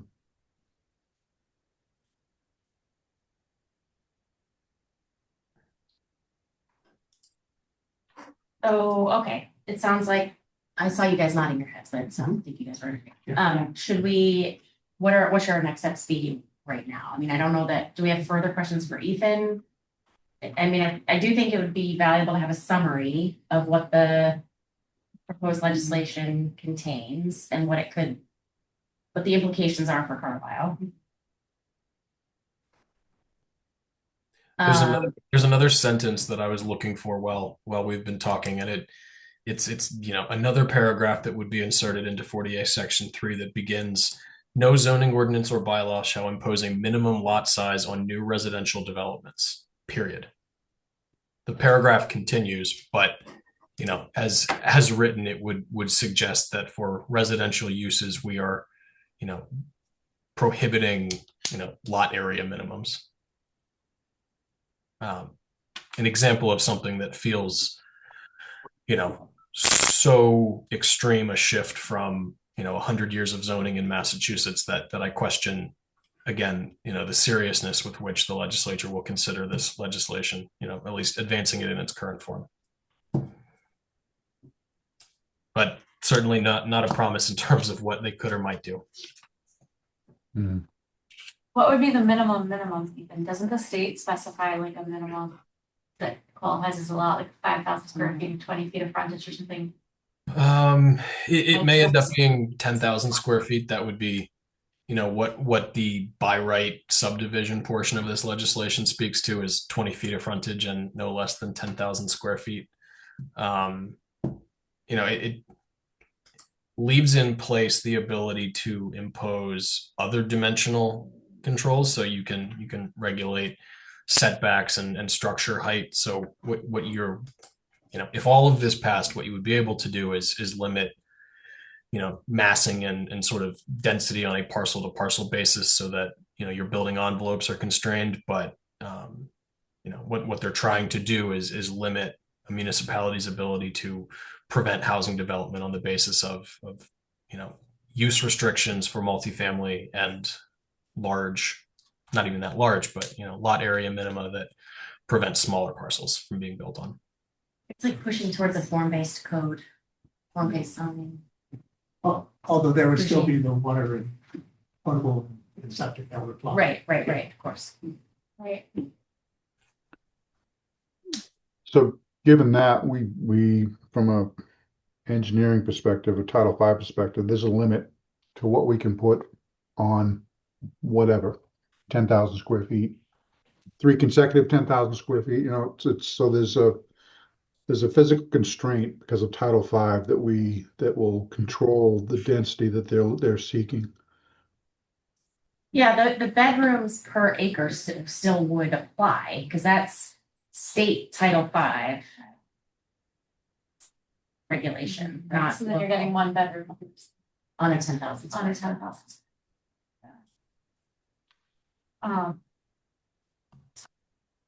And the state Title V also has a minimum 3-bedroom septic requirement. Oh, really? Yeah. So who's doing that? Right, and then fitting Yeah, this that's a mutual exclusivity. Yeah. Right. Okay, so we want for Ethan to put together something for us. Yeah. Do we want to talk about should you provide what you wrote? Yeah, I will. If you guys want me to, I mean, it's fresh off the press, so it's not, I figured you guys should talk about it first before I can decide if you even like it, before I use town council money. Yeah, that's probably true. And bearing in mind that we don't meet again until February February 9th. Does anybody have any comments about it? So, No? yeah, did you all get a chance to look at the draft? Well, first of all, do we want to keep it here, or do we want to say goodnight? I think we can let him go. Okay, thank you, Ethan. Thanks, Ethan. Thank you all. Have a good Yes, evening. You too. I have this death warning. We started with it. Delayed it so many times, it won't delay it anymore. It's now second in 54 minutes. Restart. There's no way to get rid of it. I did kind of want to end this at 9:30, so Just let me know. I'm like, I can't even exit off my screen. It's just in my face. I didn't even realize I'd gotten this message 12 other times today, but Even if your computer does die, it won't in the Zoom.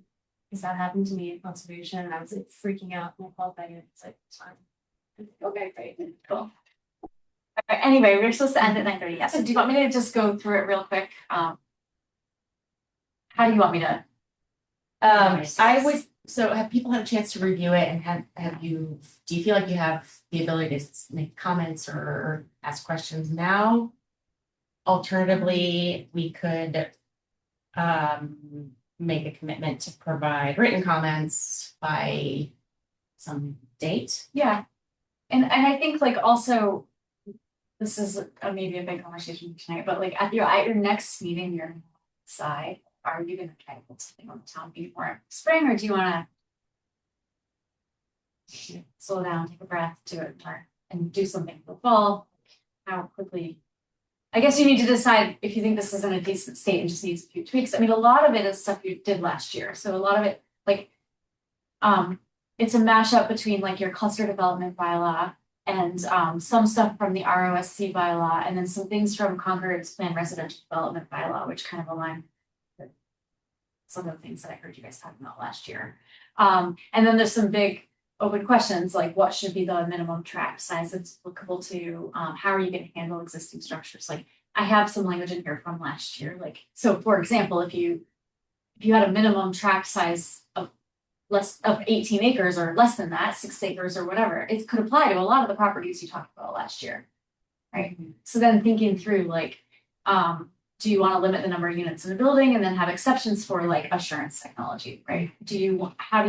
What should the base density be and the bonus density? I started with a base density of 1 unit per acre, and then with a bonus of you could get up to 1.5 if you do certain things, right? Are those the right things? Do they meet the goals? So there's just, and then there's questions about like what square footages make sense if you wanted to allow for like a cluster of like small single family units, like what would be the right square footage? And I know you had some examples from Pine Hills, maybe that being right. So just need to like source up and look at those things and kind of think that through. Yeah, I'll spend more time on it. I guess the question in my mind is this gonna enable something like the, what do you call it, Pine Hills, versus does it enable another Woodward, which is a lovely cluster, but large single family units? Right. I think the goal with this was to do something more like Compact. Pine Hills, like smaller, yeah, and also more compact, right? Yeah. Um, Yeah. and with more meaningful open space. But I mean, I'm not saying that open space there is not meaningful, but like some of the language in the open space and the tails and the, aren't necessarily the goals of wildlife conservation. Right, specifically in the ROSC bylaw. Right, Yes, because it's just, you just have these like strips. right. Um, And in the conservation cluster bylaw too. Like I've heard a lot of feedback since I've worked here, that those bylaws are not great for actual conservation. Right.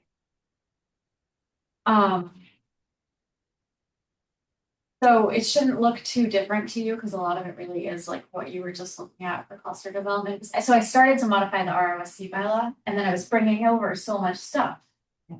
I was like, why am I not starting with the cluster development bylaw? She knows this. It was like Thursday. I was like middle of the day, I'm like, rethink. And then I just started over and I'm like, this is what we should start. This, because it's like all the goals and objectives and zoning language you worked through last year.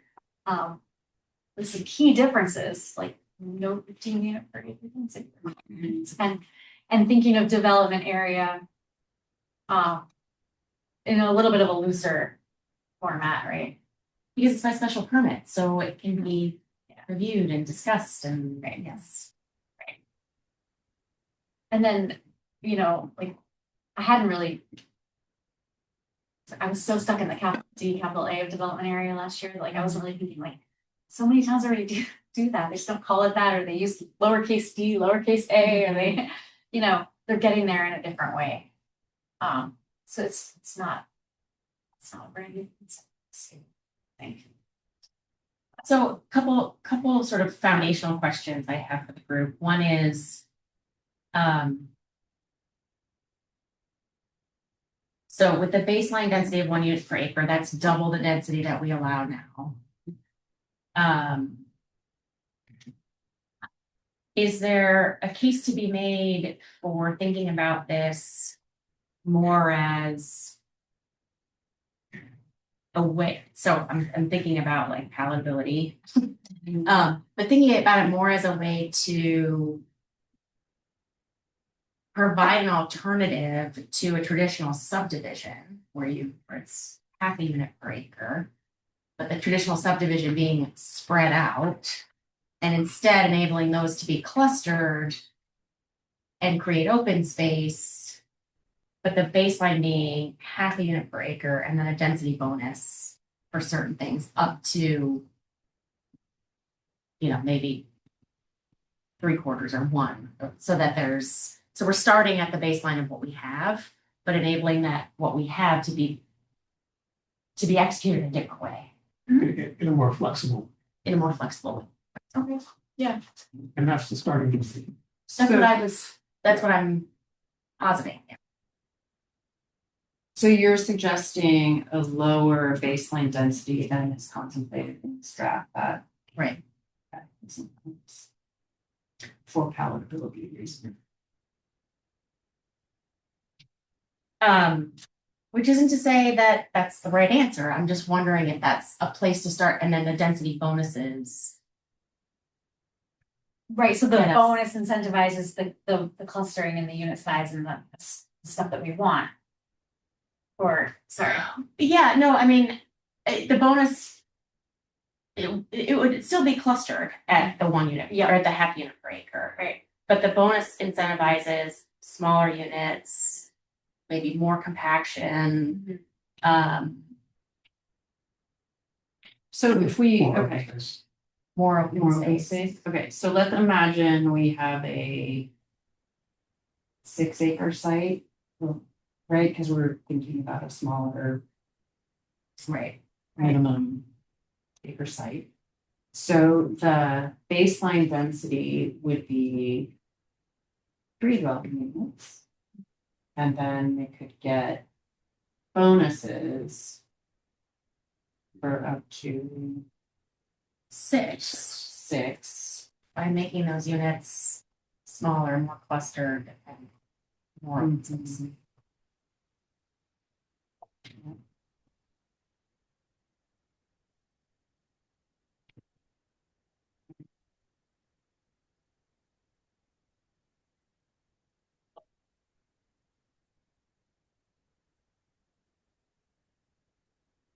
I thought I was going super low. That feels so modest. Yeah. I mean, which is, I hear the interest behind that. Yeah. I know, it does feel modest. If it's a 10-acre site. The 5. Whatever.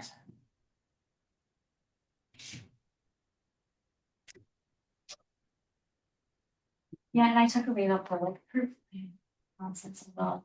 You draw up a standard subdivision and you prove how many lots you can get, and you can't get as many as you can. So you have to put a right of way in here. It's just like such an exercise in utility. Yeah. You just take the acreage. Yeah. Yeah, so just take that out.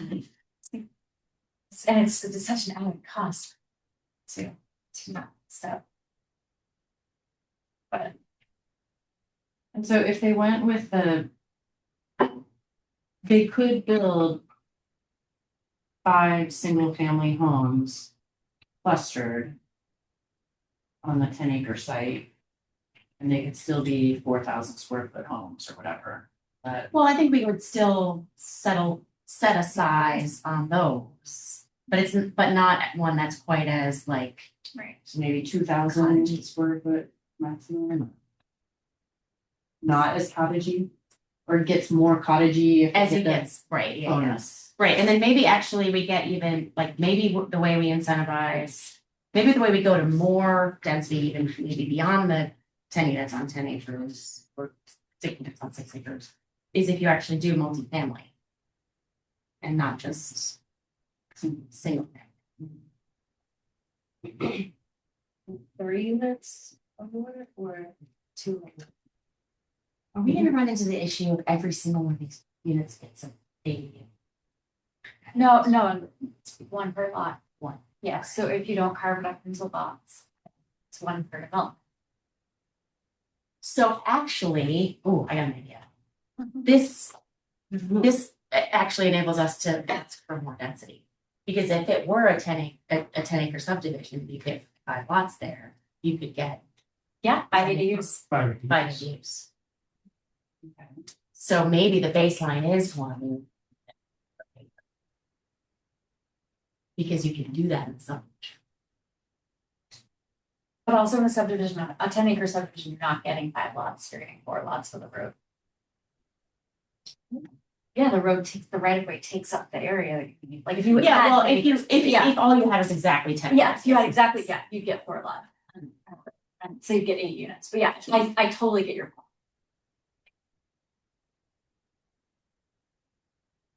So.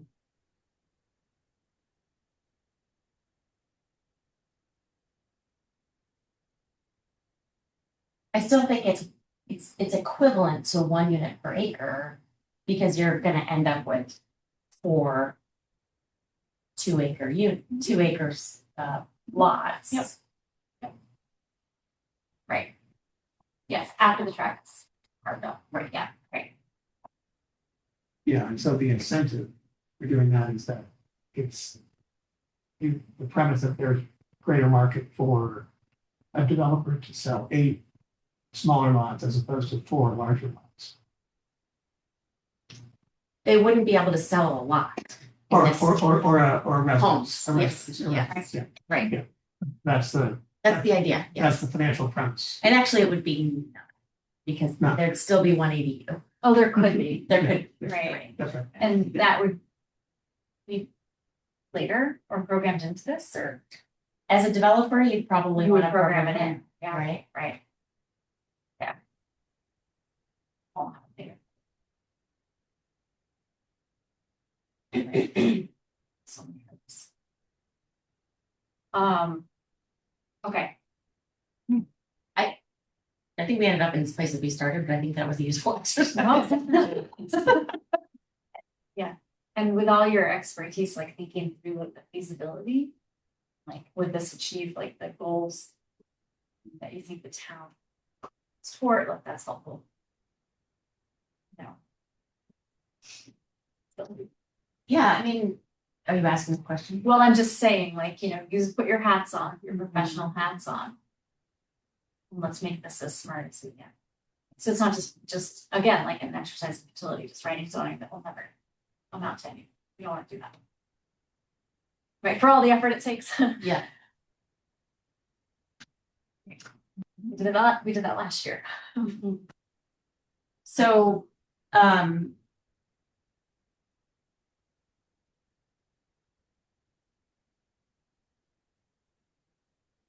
you guys wanna? Like I can resend it around to the board tomorrow and you guys can all have like a date to get back to me. And I can bring something back to the meeting on February 9th. Smarter. This is just like a first pass. so why don't you, because you sent it on Thursday, right? And you were still working on it. I still am, yeah. So why don't we say, if you circulate something to us by this Thursday with your, Sure. that you've kind of gone back with your revision hat on. Yeah. And then we commit to comments back to you by that would be 15th. We get comments back to you by the 29th. Okay. That gives you a week before you're circulating something. Meeting on that. Perfect. You guys think that works? Joe, does that work for you? Yep, that's fine. Great. And if you guys have any thoughts on minimum tract size it should apply to, that's also helpful. My GIS analysis is a little lagging because like I am literally an old dog teaching myself the GIS software. Just my version is like it'll literally go away. So like I'm in 2026, I was like, there's no going back, but only go forward. She knows, I'm like going through the tutorials for a consultant and like teaching myself how to do it. So it's like a little bit slower going, than just whip it out, but not anymore. But yeah, so if you have any thoughts on that, as you drive around town with your knowledge of town and all the work last year, not, you know, what do you think? I always get this wrong, but ROSC maybe is 15 units. It's not. Applies to a tract area of 15 acres, and I think conservation cluster is 10, or it's vice versa. Right? So I still don't quite know the difference. I know. conservation cluster creates lots. ROSC does not. It creates a cluster, Oh, okay. but it's not, it's all in one. So Woodward is an ROSC Yes. and 75 is a conservation cluster. Got it. And the requirements around open space are a little different. And the densities you can get are slightly different. So if we're talking about having this apply to a smaller tract area, like, what is that number?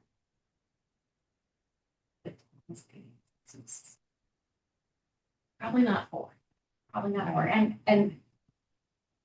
I also was thinking, probably not an odd number, unless we're really trying to make this hard for people, because like lots are not in parallel, there's a lot of 2s and a lot of 4s. There's some 3s, but a lot of 2s and a lot of 1s. There's some 1s. Wave of 3. Yeah, and there's ones, but okay, so maybe 7.5 acres. Whatever. And then Sarah was, when I was talking to her last week, she was saying like, we want to be smart and kind of align it with like the fiscal outlook and like what FinCom and economists in town are saying would be allowing the ability for an additional number of units of town would need to be able to be fiscally healthy. And that, I guess the number I'm hearing is 100. I need to like see, I need to find that. Over how much time? Right, exactly. Yeah. Over yesterday. I need to get that number. Sarah mentioned that, and I didn't remember that myself, but there was a lot going on last year, so. And maybe she was just throwing that out there, but that is the number I think John Fontaine uses that a lot. So just figuring out what's behind that and then aligning this towards a minimum lot acreage that could. We look at what's unprotected, right? Doesn't have permit protection on it and what's available. Aligning that to work out. Is that data that you are able to pull? In town, we have this many 8+ acre Yeah. available, undeveloped, unprotected, blah, blah, blah. Yep. The open space plan has a lot of information as well as the master plan analysis that was done, and the housing protection plan. So there's been a lot of work of those On that. in that, yeah. Maybe it would be helpful maybe for the next meeting, you could give us a summary table of that. Yeah. So then the question is like some of the GIS data that I have is like a little outdated. So like when I do my analysis, like, okay, which properties are actually not available anymore or have been developed already, like that's, part of it. So, yeah, we did something. It's all out there, I just need to put it together. And some of the most developable parcels are the highest ranked like priorities in the open space plan, right, for obvious reasons. So Wouldn't it be great to have win-wins? we're working, like, you gotta find the lots that are not gonna, that are rated second or third on the list. Go for them. So, no, I don't know. All right. I have 34 minutes before my restarts. Okay, so should we move on to the ADU? Yeah, do you want to talk about that? I had a question. Actually. Oh, sure. So Site plan rules and regs? yeah, so Megan and I distributed them to the Conservation Commission, Right. and Sylvia was the only one who had comments, and I believe is it part of site plan review where fire department would review plan as well? Yeah. Okay, so I said that I thought that was the way site plan review works, but I didn't want to definitively say it to speak. our only concern was just making sure safety reviews all the things and everything's labeled correct and for emergencies. That was. Okay. Yeah. So I wanted to make sure before I definitively told her it is for. It is, and with specifically with ADUs, actually, signage gets confirmed before the occupancy. Yeah, I remember. So they know how to get to a unit. Yeah, what I mean. I remember the chief like being in conversations and talking about that sort of thing, but I didn't want to speak. Totally, no, it's good, Other than that, we didn't have any thoughts. great, and say the zoning board either. So the draft you sent around on Thursday included Linda's comments. Yes. And my understanding is now that the conclusion is just keep it separate, right? Well, so, yeah, so Linda had put some comments, and she's gonna talk to them about them with the board on Wednesday.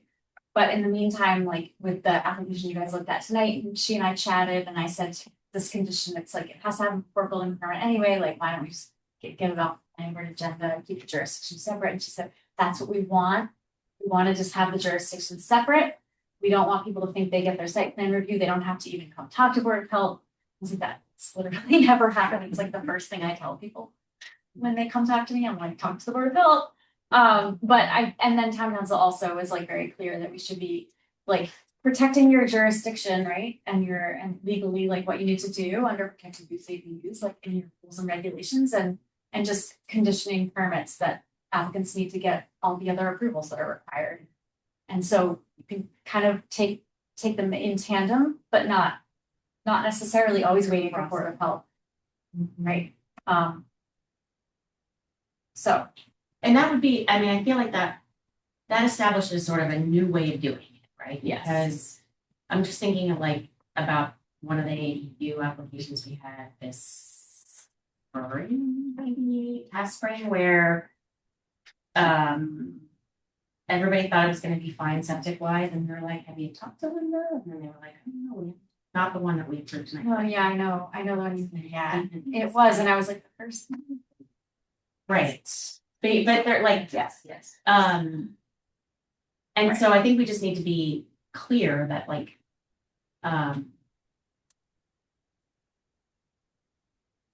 there was this old way where we were like, okay, we want to make sure that the Board of Health is reviewed, that you're on a path with them before we approve something, even if it has the condition that you need that, right? Right, I mean, and you could still do that, you could still be like, are you on the path with the Board of Health? But it doesn't have to be Like waiting written that until way. it's like an approval or.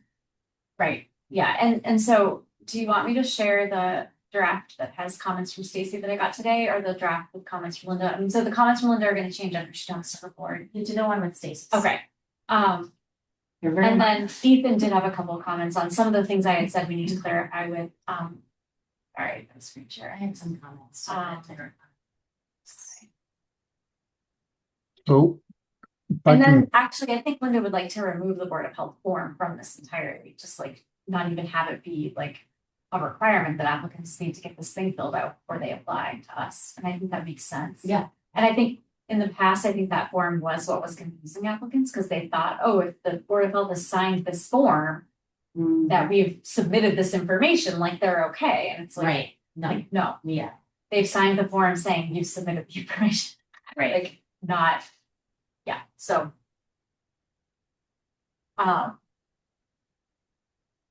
Okay, so that was, Yeah, so so what's on the Okay. screen includes, okay, so Stacy's comments here. And I apologize, Stacy, I didn't look at this before right now.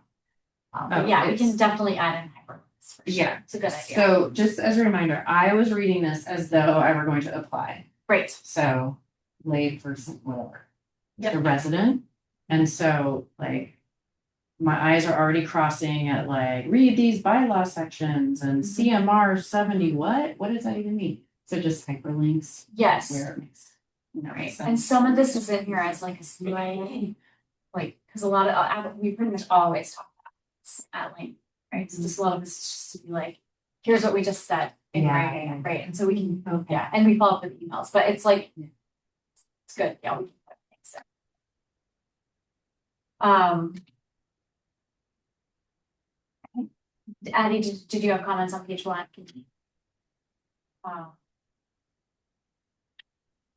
Yeah, sorry, it's awkward thing right in the middle of my screen that I can't move, so if I miss some, just let me know.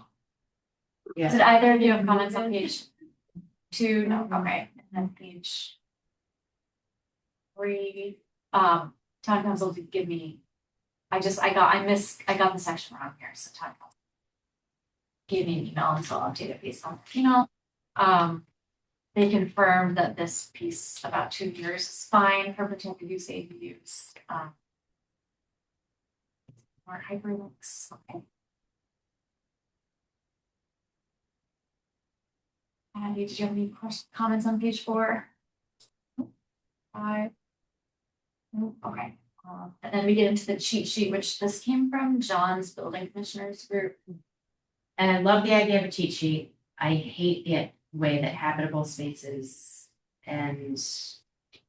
Okay, so here's my issue.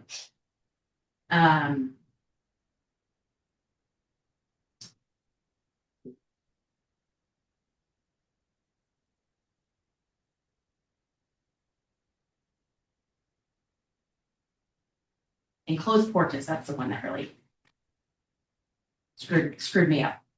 If heated and or finished as living space, what makes it enclosed? Does it have glass and a screen? Does it have a roof? Some people might have 3-season rooms that they've got a rug in and a couch. Some people might have something more like a screen porch that they've got a wood stove in. So they can like sit out there and have heat, but not, right? So it's just, I don't like the enclosed porches one. It just Okay. gets me. So this came from the state for the building commissioners on how to, so we would have to, I will follow up with the building to see if this can be specified more clearly. Okay, but my understanding is this is like, the state was like, building commissioners, this is how you're to interpret our definition for protected use ADUs. I mean, I will, yeah. it just feels like there's, Okay. it's hard. It's not my being. My reacting. I've seen definitions where I think a closed porch that's heated and finished counts as in the gross floor. I'm just saying, like, you could, it says, if it was heated and finished. Yeah. But the or is tripping me up. Yeah. Yeah. Well, I think it could be it's- like, it doesn't have to be, this has to be finished as living space, it's just living space like that be. But how do you finish something like, It's typically if it's conditioned. Yeah, If it's conditioned, then it's occupiable space. Not how it's finished, because you're right, yes, if it's, what if you have a rug, what if you have blinds, what if you don't have blinds? right? So, what if you have a rough floor instead of a finished floor? So, yeah, the finished part is the ambiguous part, but the heated part is pretty standard. It's the or that's bothered. okay, I will see if I can get. So, I have a process question. Does the town have anything that outlines the process of this in terms of what's first, what needs to be approved, and then, sequence wise, et cetera? Yeah, so Sarah had asked about a flow chart at the last meeting, and we do have a flow chart. I just didn't get a chance to really give it a look-see, and I think it needs to be adjusted a bit, especially if we're gonna like have the board of health be like a. Yeah, I'm branch. just, as a first pass, if someone's walking in again from Stacy's Yeah. perspective of the applicant, okay, what's the process I'm going through and where is that defined? I think that would be helpful either as a preamble here or something just to steer people in the right direction than just throwing a bunch of things up there going, you need to talk to these people, these people, these people. We won't tell you the order or what needs to be done first or where you have to be at certain points of time. So I think that would be helpful for something like this. Okay, I think the text is going in that direction. Yeah. Yeah, I But just, but in again, but yeah, I mean, just from a someone who hasn't seen this before, would it be enough? yeah. Yeah, we can do a flow chart too, and sometimes it's site specific to, like, if there's conservation jurisdiction, right, they have to confirm that first and then figure out where they can structure. Right, like they're close to it, right? So sometimes that's like a conversation that happens at the desk. When the idea is first. But yeah, we can flow chart that. So when I was reading this as a resident, there were points where in my mind I was like, oh, I would just send this to my architect. I'm just sending this section to my, to my designer or whatever. I'm not gonna get bogged down in all the details because that's a technical whatever. And which seemed fine. But then in my mind, I was getting a little bit like, wait, what are the steps? But then you would have a paragraph that was like, you can do these in any order or, at the same time. And so like, I thought that was very helpful. But yeah, again, a visual. Yeah, could help. I got more issue with appendix B. okay, so is appendix B the cheat sheet? Okay, well, you should take your. Okay, so This for the state, no, I don't know.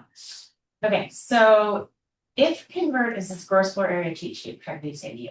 Second bullet, if converting existing space, only finished code compliant areas count towards GFA. So if I did half my unfinished basement, that's the only amount that counts. But in the next section, it says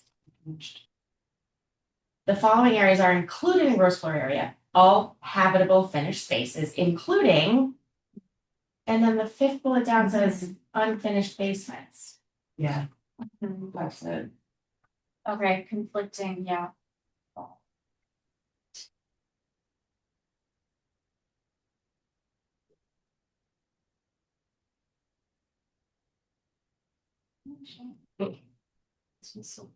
Got one more issue. Okay, that's good.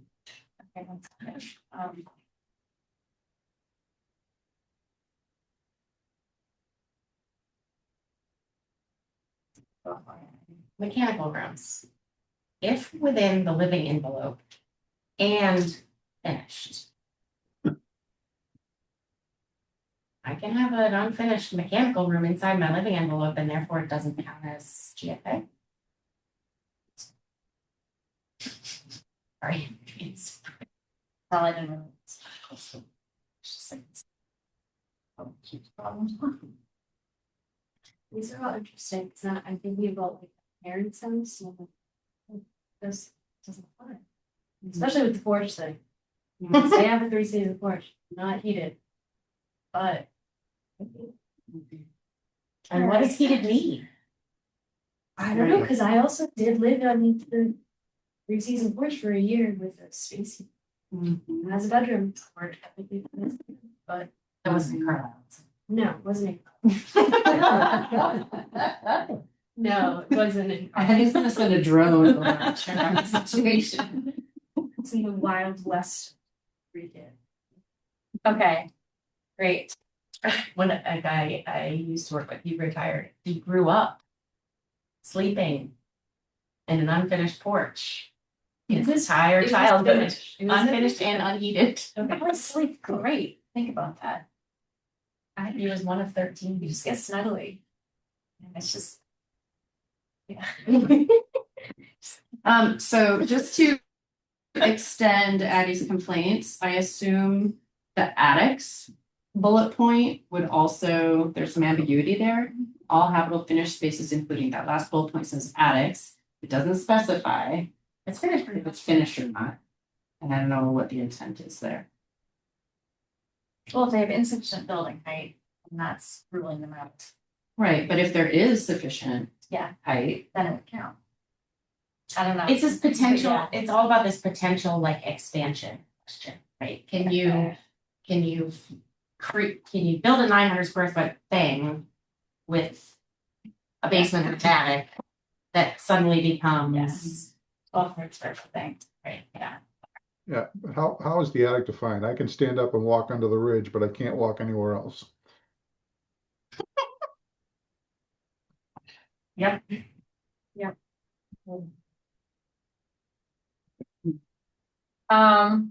All right, so did you guys have any comments on the form? Your form was great. Everything else, was great. Oh, The here- appendix was from the state was bad. Sorry. On this page, Yeah. I didn't make a comment, but I was wondering, the line that says applicant is owner, agent, purchaser, tenant. Does that cover all categories of applicants? So that I sold from your existing application for accessory apartments, How a tenant would ever be an applicant. How would a tenant do that? So does the tenant have the right to do this? so a tenant could do it if the owner signs off on it. It seems Yeah, but common. there would be a In that set, case, the tenant is the agent, but yeah. yeah, and the tenant, you're not a tenant yet. Unless you're. Nothing to live in. Yeah, no, that's, yes, it's all, I didn't, that's one that just came over the last application, so. And I'm also wondering, purchaser, that assumes somebody's maybe in escrow, they haven't Do we closed care? yet. Do you guys care? I, I mean, the person has to demonstrate that they have sort of site control, the ability to apply, what if it's but owner's representative, other? With that, And then yeah, if other explain. yeah, like, what is that? Sorry. Sorry, that's that. But I assume all this has to tie back to the actual owner at some point. Yes, right, the owner has to sign the application, the property. Yeah. How is that validated with agent, purchaser, and tenant? I like Stacy's solution. Yeah. Okay, and signatures, oh yeah, it should be on. Should be- well, yeah, okay. Let me work on that. Great questions, guys. Form two. Oh, certification. I did have a comment, Sure, I guess, okay, in the middle of the page. yeah, The board/commission review. yeah. I wasn't sure if the lines next to each of those, is that for a check mark? Is that for a yes or no? Okay, I was just gonna ask. Because like the conscom one is a yes, no, but the others look like they could be check marks. Okay, And it's, yeah. I wasn't sure. nope, that's. How that good seems feedback. happening. So I wanted you to review this like your applicant. No, this is good. Well, can we make it consistent so it's affirmative or negative? I mean, however we want to phrase that, but have you done this? Yes or no? I think the question too is like, does somebody know yet if their project goes Well, forward? without we would want them to know that. Why? Because they really should go to conservation first. Okay. That's a conversation we would have over the desk with the Yeah. GIS. Yep. Yep, I got it. And if there's any question, you. Make consistent, okay. Good, great. And on the signature, you probably won't. Yeah, we do, right, yeah. I would maybe change the order too. If you're talking about safety and environment, probably comes before historical. Board of Health, Conservation, Historical. That's just me being picky, but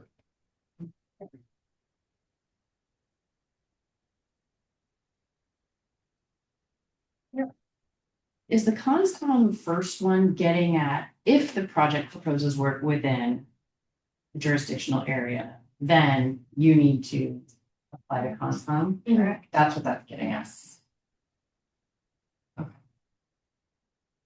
Yeah, because if you are in the 100-foot buffer zone, So I'm sure there's a way to just. right, that's more closely tied to Board of Health and Title V.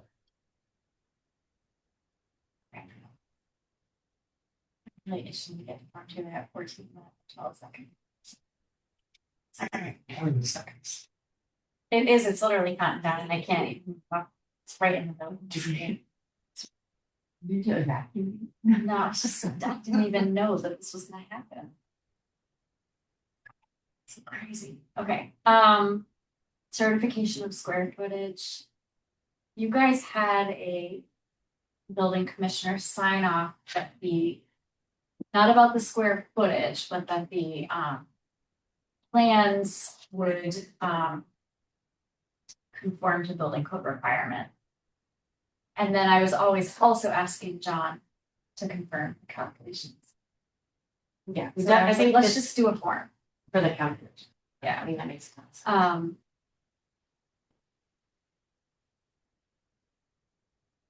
Do we even need the building commissioner to confirm that the building conforms with building code requirements? Because this isn't a building permit. It's not a building permit, yeah, I know. And did I leave that on there or is that? I think you took it off.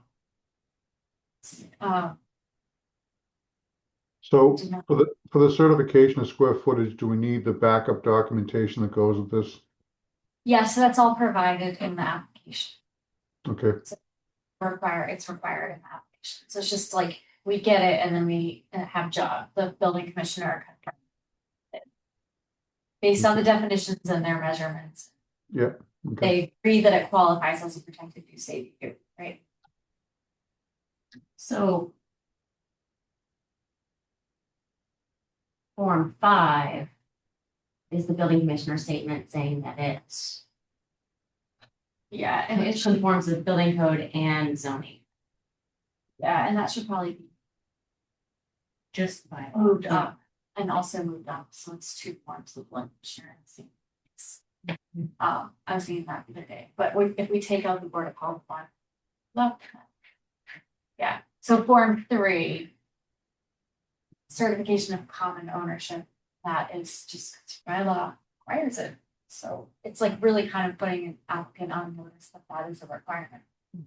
And then if there's any, they can say that up front, and then if there's any violation of that later, it's on.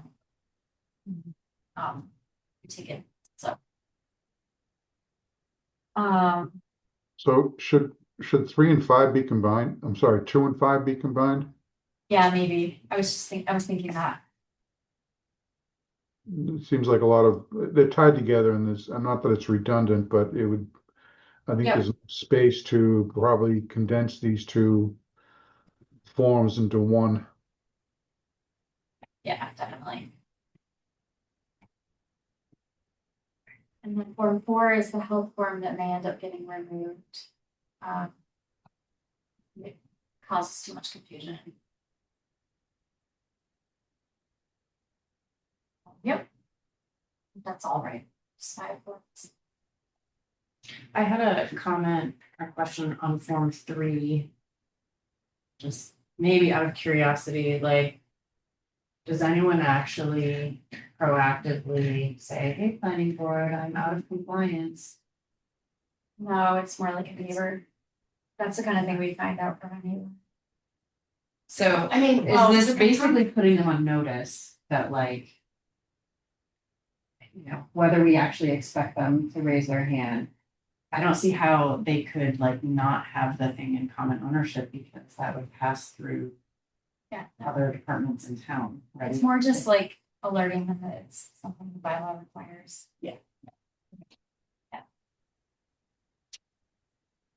Is it a certification? Is that the right? That's the term that was used in your system forms. I just got that. Affidavit or something? Whatever. Call it that affidavit. I'm not sure what, I mean, is there you get a certificate? Or have a notary. Say Just it. get it notarized. My seal on it, town planner seal. Yeah, Do you have so one? this is a great question. You might just say for the notification clause, instead something like, we understand that if the property does not comply with this requirement, then the site plan approval is rescinded or something like that. Or is no Sorry, longer. you was talking about Form 3. Yeah, I'm sorry. How would it not be under common ownership? If it's condo wants it. Right? So I just didn't. How does that work? It's been with ADUs and I'm running all the time. Well, that was the first question. There's like a property or so. First question. What, can I condoize You it? condoize it, yeah. Okay, well, what would the process be? I see. They would be coming to see someone, what do you think? I mean, you go to a lawyer and you'd say, I want to condoize this property, and that lawyer would draft up documents and master declaration and they would, I mean, I don't even know that it would be, No one at town hall would have to have eyes on it. I don't think so. So, you know, And it would, The assessor may ascertain it at right, some point. and well, it becomes a matter of public record, so it would, Then if it gets sold, then that's public. If it's a private transaction, it might be harder to figure out. it still would be, it still would be a matter of public record. If it's a Yes. condo, it's recorded. Yes, yes. So, Well, yeah, but it could prevent fraud. It could prevent someone from saying, yes, you can buy my ADU, no problem, just write me a check, you wrote me a check, thanks. And they're saying that as an issue. What are the remedies? Tear down your ADU? We reverse it occupancy. It's a zoning The enforcement, occupancy. so because it's in the zoning bylaw, if we are informed of it and it proves true, we rescind that. So it's a risk for someone to buy that. You know, hopefully with the decision, it's like, it's a condition, the decision gets recorded. So like, the title, no one would Someone buy a should- condo without a title insurance policy, and the title Yeah. insurance policy would, the time title would find this, and So maybe. so maybe it's just like you put them on notice that that the occupancy permit will be rescinded and it's sold separately or something. Yeah, yeah.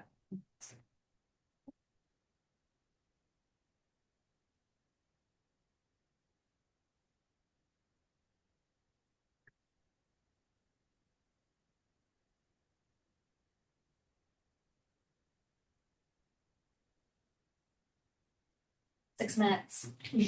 All right, is that good for this? All right, and then it's queued up to be voted on at your next meeting. I'll incorporate all the feedback circulated in my draft. Right. The only thing left is the Bog House update. Um. What I can do is I can give a speed overview and then send it around, so you guys can see it more in more detail, but basically, let me, I gave a presentation to the select board in December, let me, So we're gonna get, Yeah. Can you get the recording of that piece from the select board meeting and circle that? I watched, because I thought I was gonna have the Mullins rule for the 562 South today. So I watched that piece on double time on Yeah. video, and with the transcription, I was like, 5 minutes, so easy. Of course, I couldn't get them local, whatever. So just really quick, the highlights are, so these project goals, so were agreed to by the select board a bunch of months ago, maybe even a year ago. And we did an initial like architectural feasibility and, utility feasibility that proved that we could create 4 units of housing in the structure without modifying the historic structure and creating or requiring a meter. So I'm just gonna go. So Did you put this together? I did, yeah. I like the style, the cranberry color and everything. I also wear my cranberry dress when I give this presentation usually, so why not?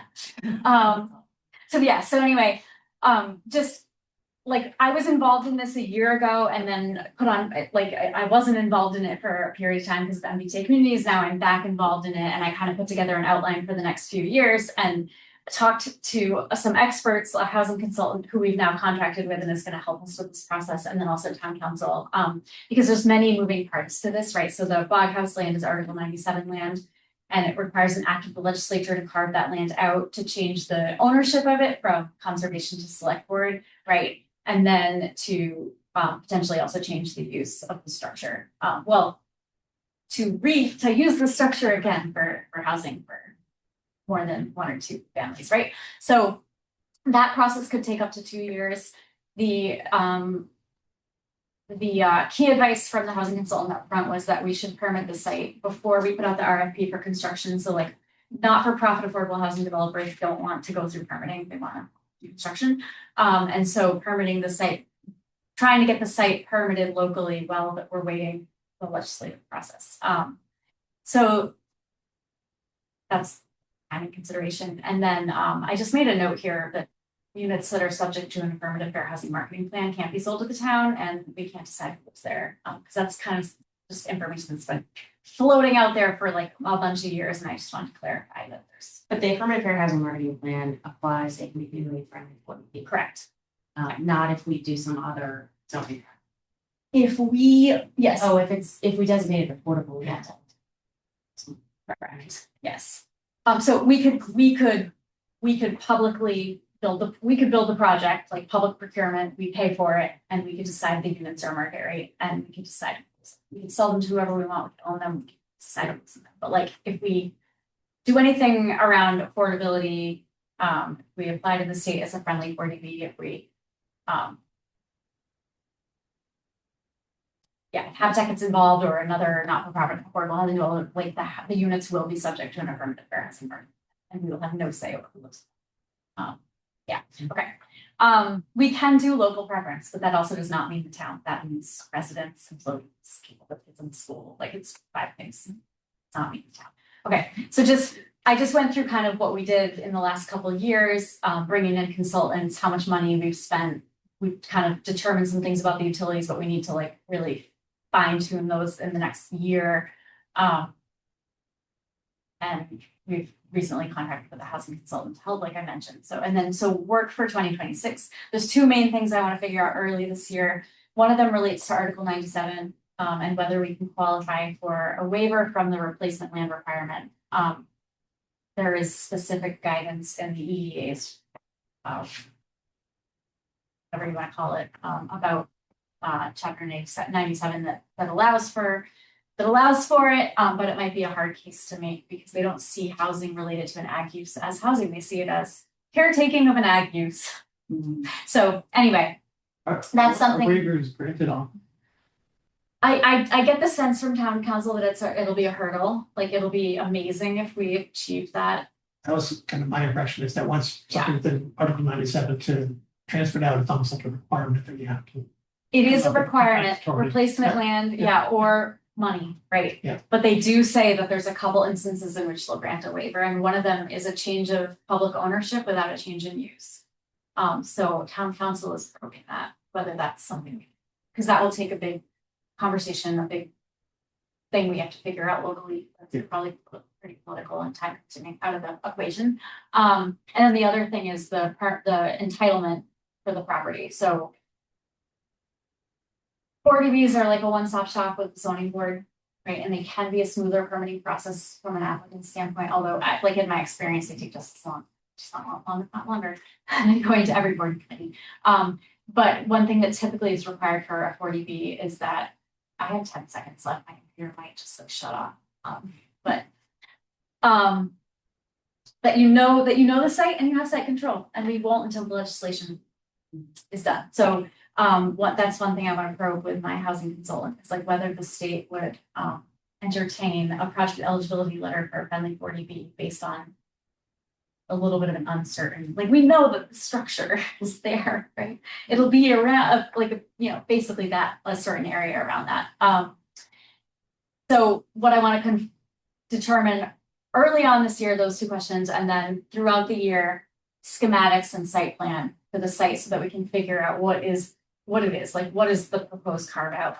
And the EEA has said that we need it to include all utilities to support that, utilities and parking to support the housing. So it wouldn't just be like the housing footprint, it would be, right? So where those things are gonna go and what the carve out is, and then the appraised values, and if we need to do replacement land, like that way. That in early 2027, we apply to the legislature for the next session. If we can't do a friendly 40B, like if we can't do it until we know, right, the site, then that either pushes the time frame out, or we should think about, this board should think about creating zoning locally, like a site plan review process for a multifamily housing block house.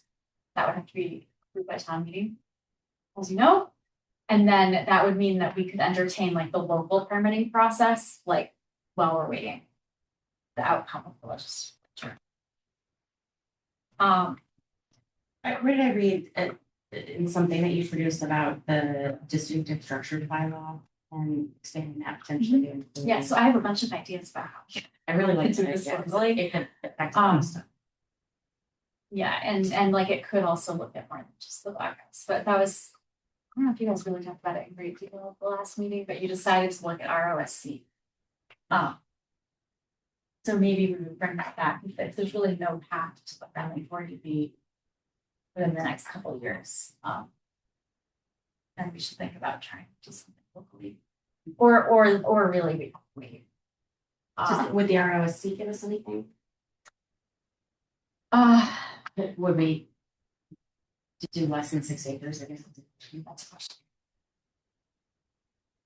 4 units, 3 bedrooms, 12 bedrooms. Yeah. So yeah, I mean, there are a couple of things you could do to put in town-owned facilities, lands that would be more narrow in scope that may be successful. Didn't shut down. Did not restart. It's a 0 hour, 0 minute, 0 seconds. The auto action will be taken. But maybe it felt like I'd do something like flip to the next slide. No, still good. Okay. So yeah, so this is like 2027, file the legislation, figure out local entitlement, build local support. And then there will be some requests that need to be made at various town meetings for funding. And then actually town meeting is involved quite a bit. Because town meeting would have to approve so if the legislation is successful, the town meeting has to approve the property interest transfer, and then also the transfer to whoever successful bidder is. Right? It's like 2 step. I might have gotten that a little out of order, but it's all mapped out. And I have a document that goes with this as well. So town meeting has a lot of whacks at this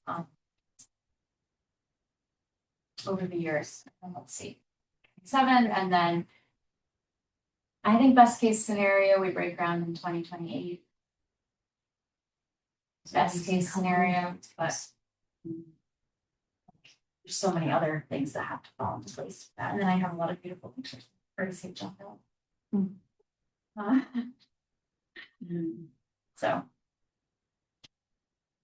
is okay. Progress. Oh, and then yeah, so we have a contract with the housing consultant, just got signed last week, and then I have scopes and quotes from Niche Engineering and Knapp Architects, who are house doctors. So we can like just reach out to them and have them do this like schematic design and site plan without having to do an RFP, because we already did an RFP to select them as house doctors, right? So it's one of those procurement treats.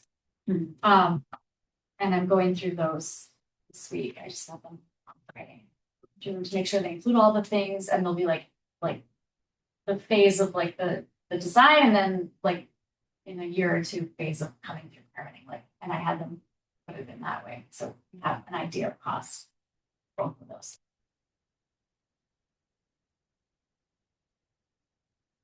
And the housing trust has some money, CPA has some, CPC has some money. So the goal would be to line this up so we can use like the funds that are already available versus a request being So just so I fully understand, we would be um, we're not asking the town to pay for the full development construction costs of affordable housing that someone else will own and sell to others, right? Correct. There's costs to us associated with the entitlement process, the Article 97 release, etc. But ultimately, the idea is to sell it to a developer, presumably for $1 or maybe 10. And they would undertake the. Yeah, so we would have to transfer some property interest so they could develop. No, I don't mean that. I'm talking Yeah. about costs. Yes, no, I'm and talking I- about dollars. So depending on what the estimated project cost is, there might be like a local contribution that gets made, like a CPA contribution Got to it. that, Yep. but like we wouldn't be funding the whole thing, right? We fund the whole thing as a public construction project, we might as well just like, decide to lose there. Yeah. right? This is a John slide. I don't, so please, John Valentine, let's look together. John Valentine is very high. He's very high level, yes. And he talks to a lot of people and so this information is from him via a number of different people he's spoken to.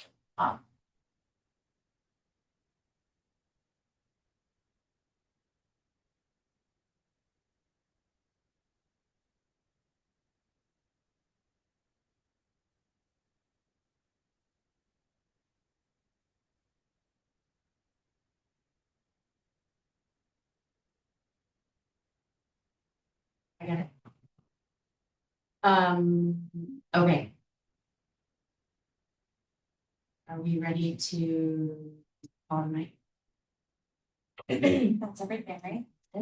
Actually, I did have, you know what, I have one last question and it's logistics only. So in the next few months, this room is actually booked on your meeting by the fire department and we're doing speaker meetings. We have a big space. So do you want to do remote only or do you want to do Healed plus Zoom? What do you think?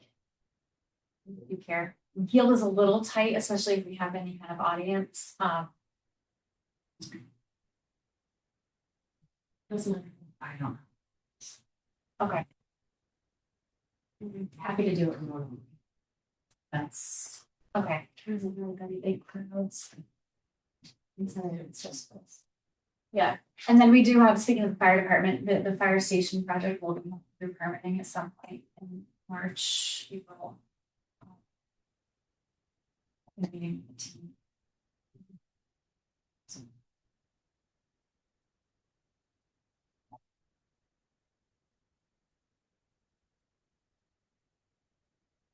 And Route to Sustainability Day, Sunday, May 3rd, 1 to 4 p.m. I know, and Christina sent it like right after the new year. Happy New Year. This is happening. It's like May is like the worst. Worst and the best. All right. Is there anything else?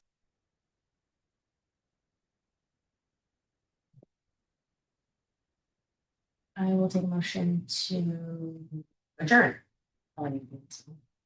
So moved. Great, thanks, guys.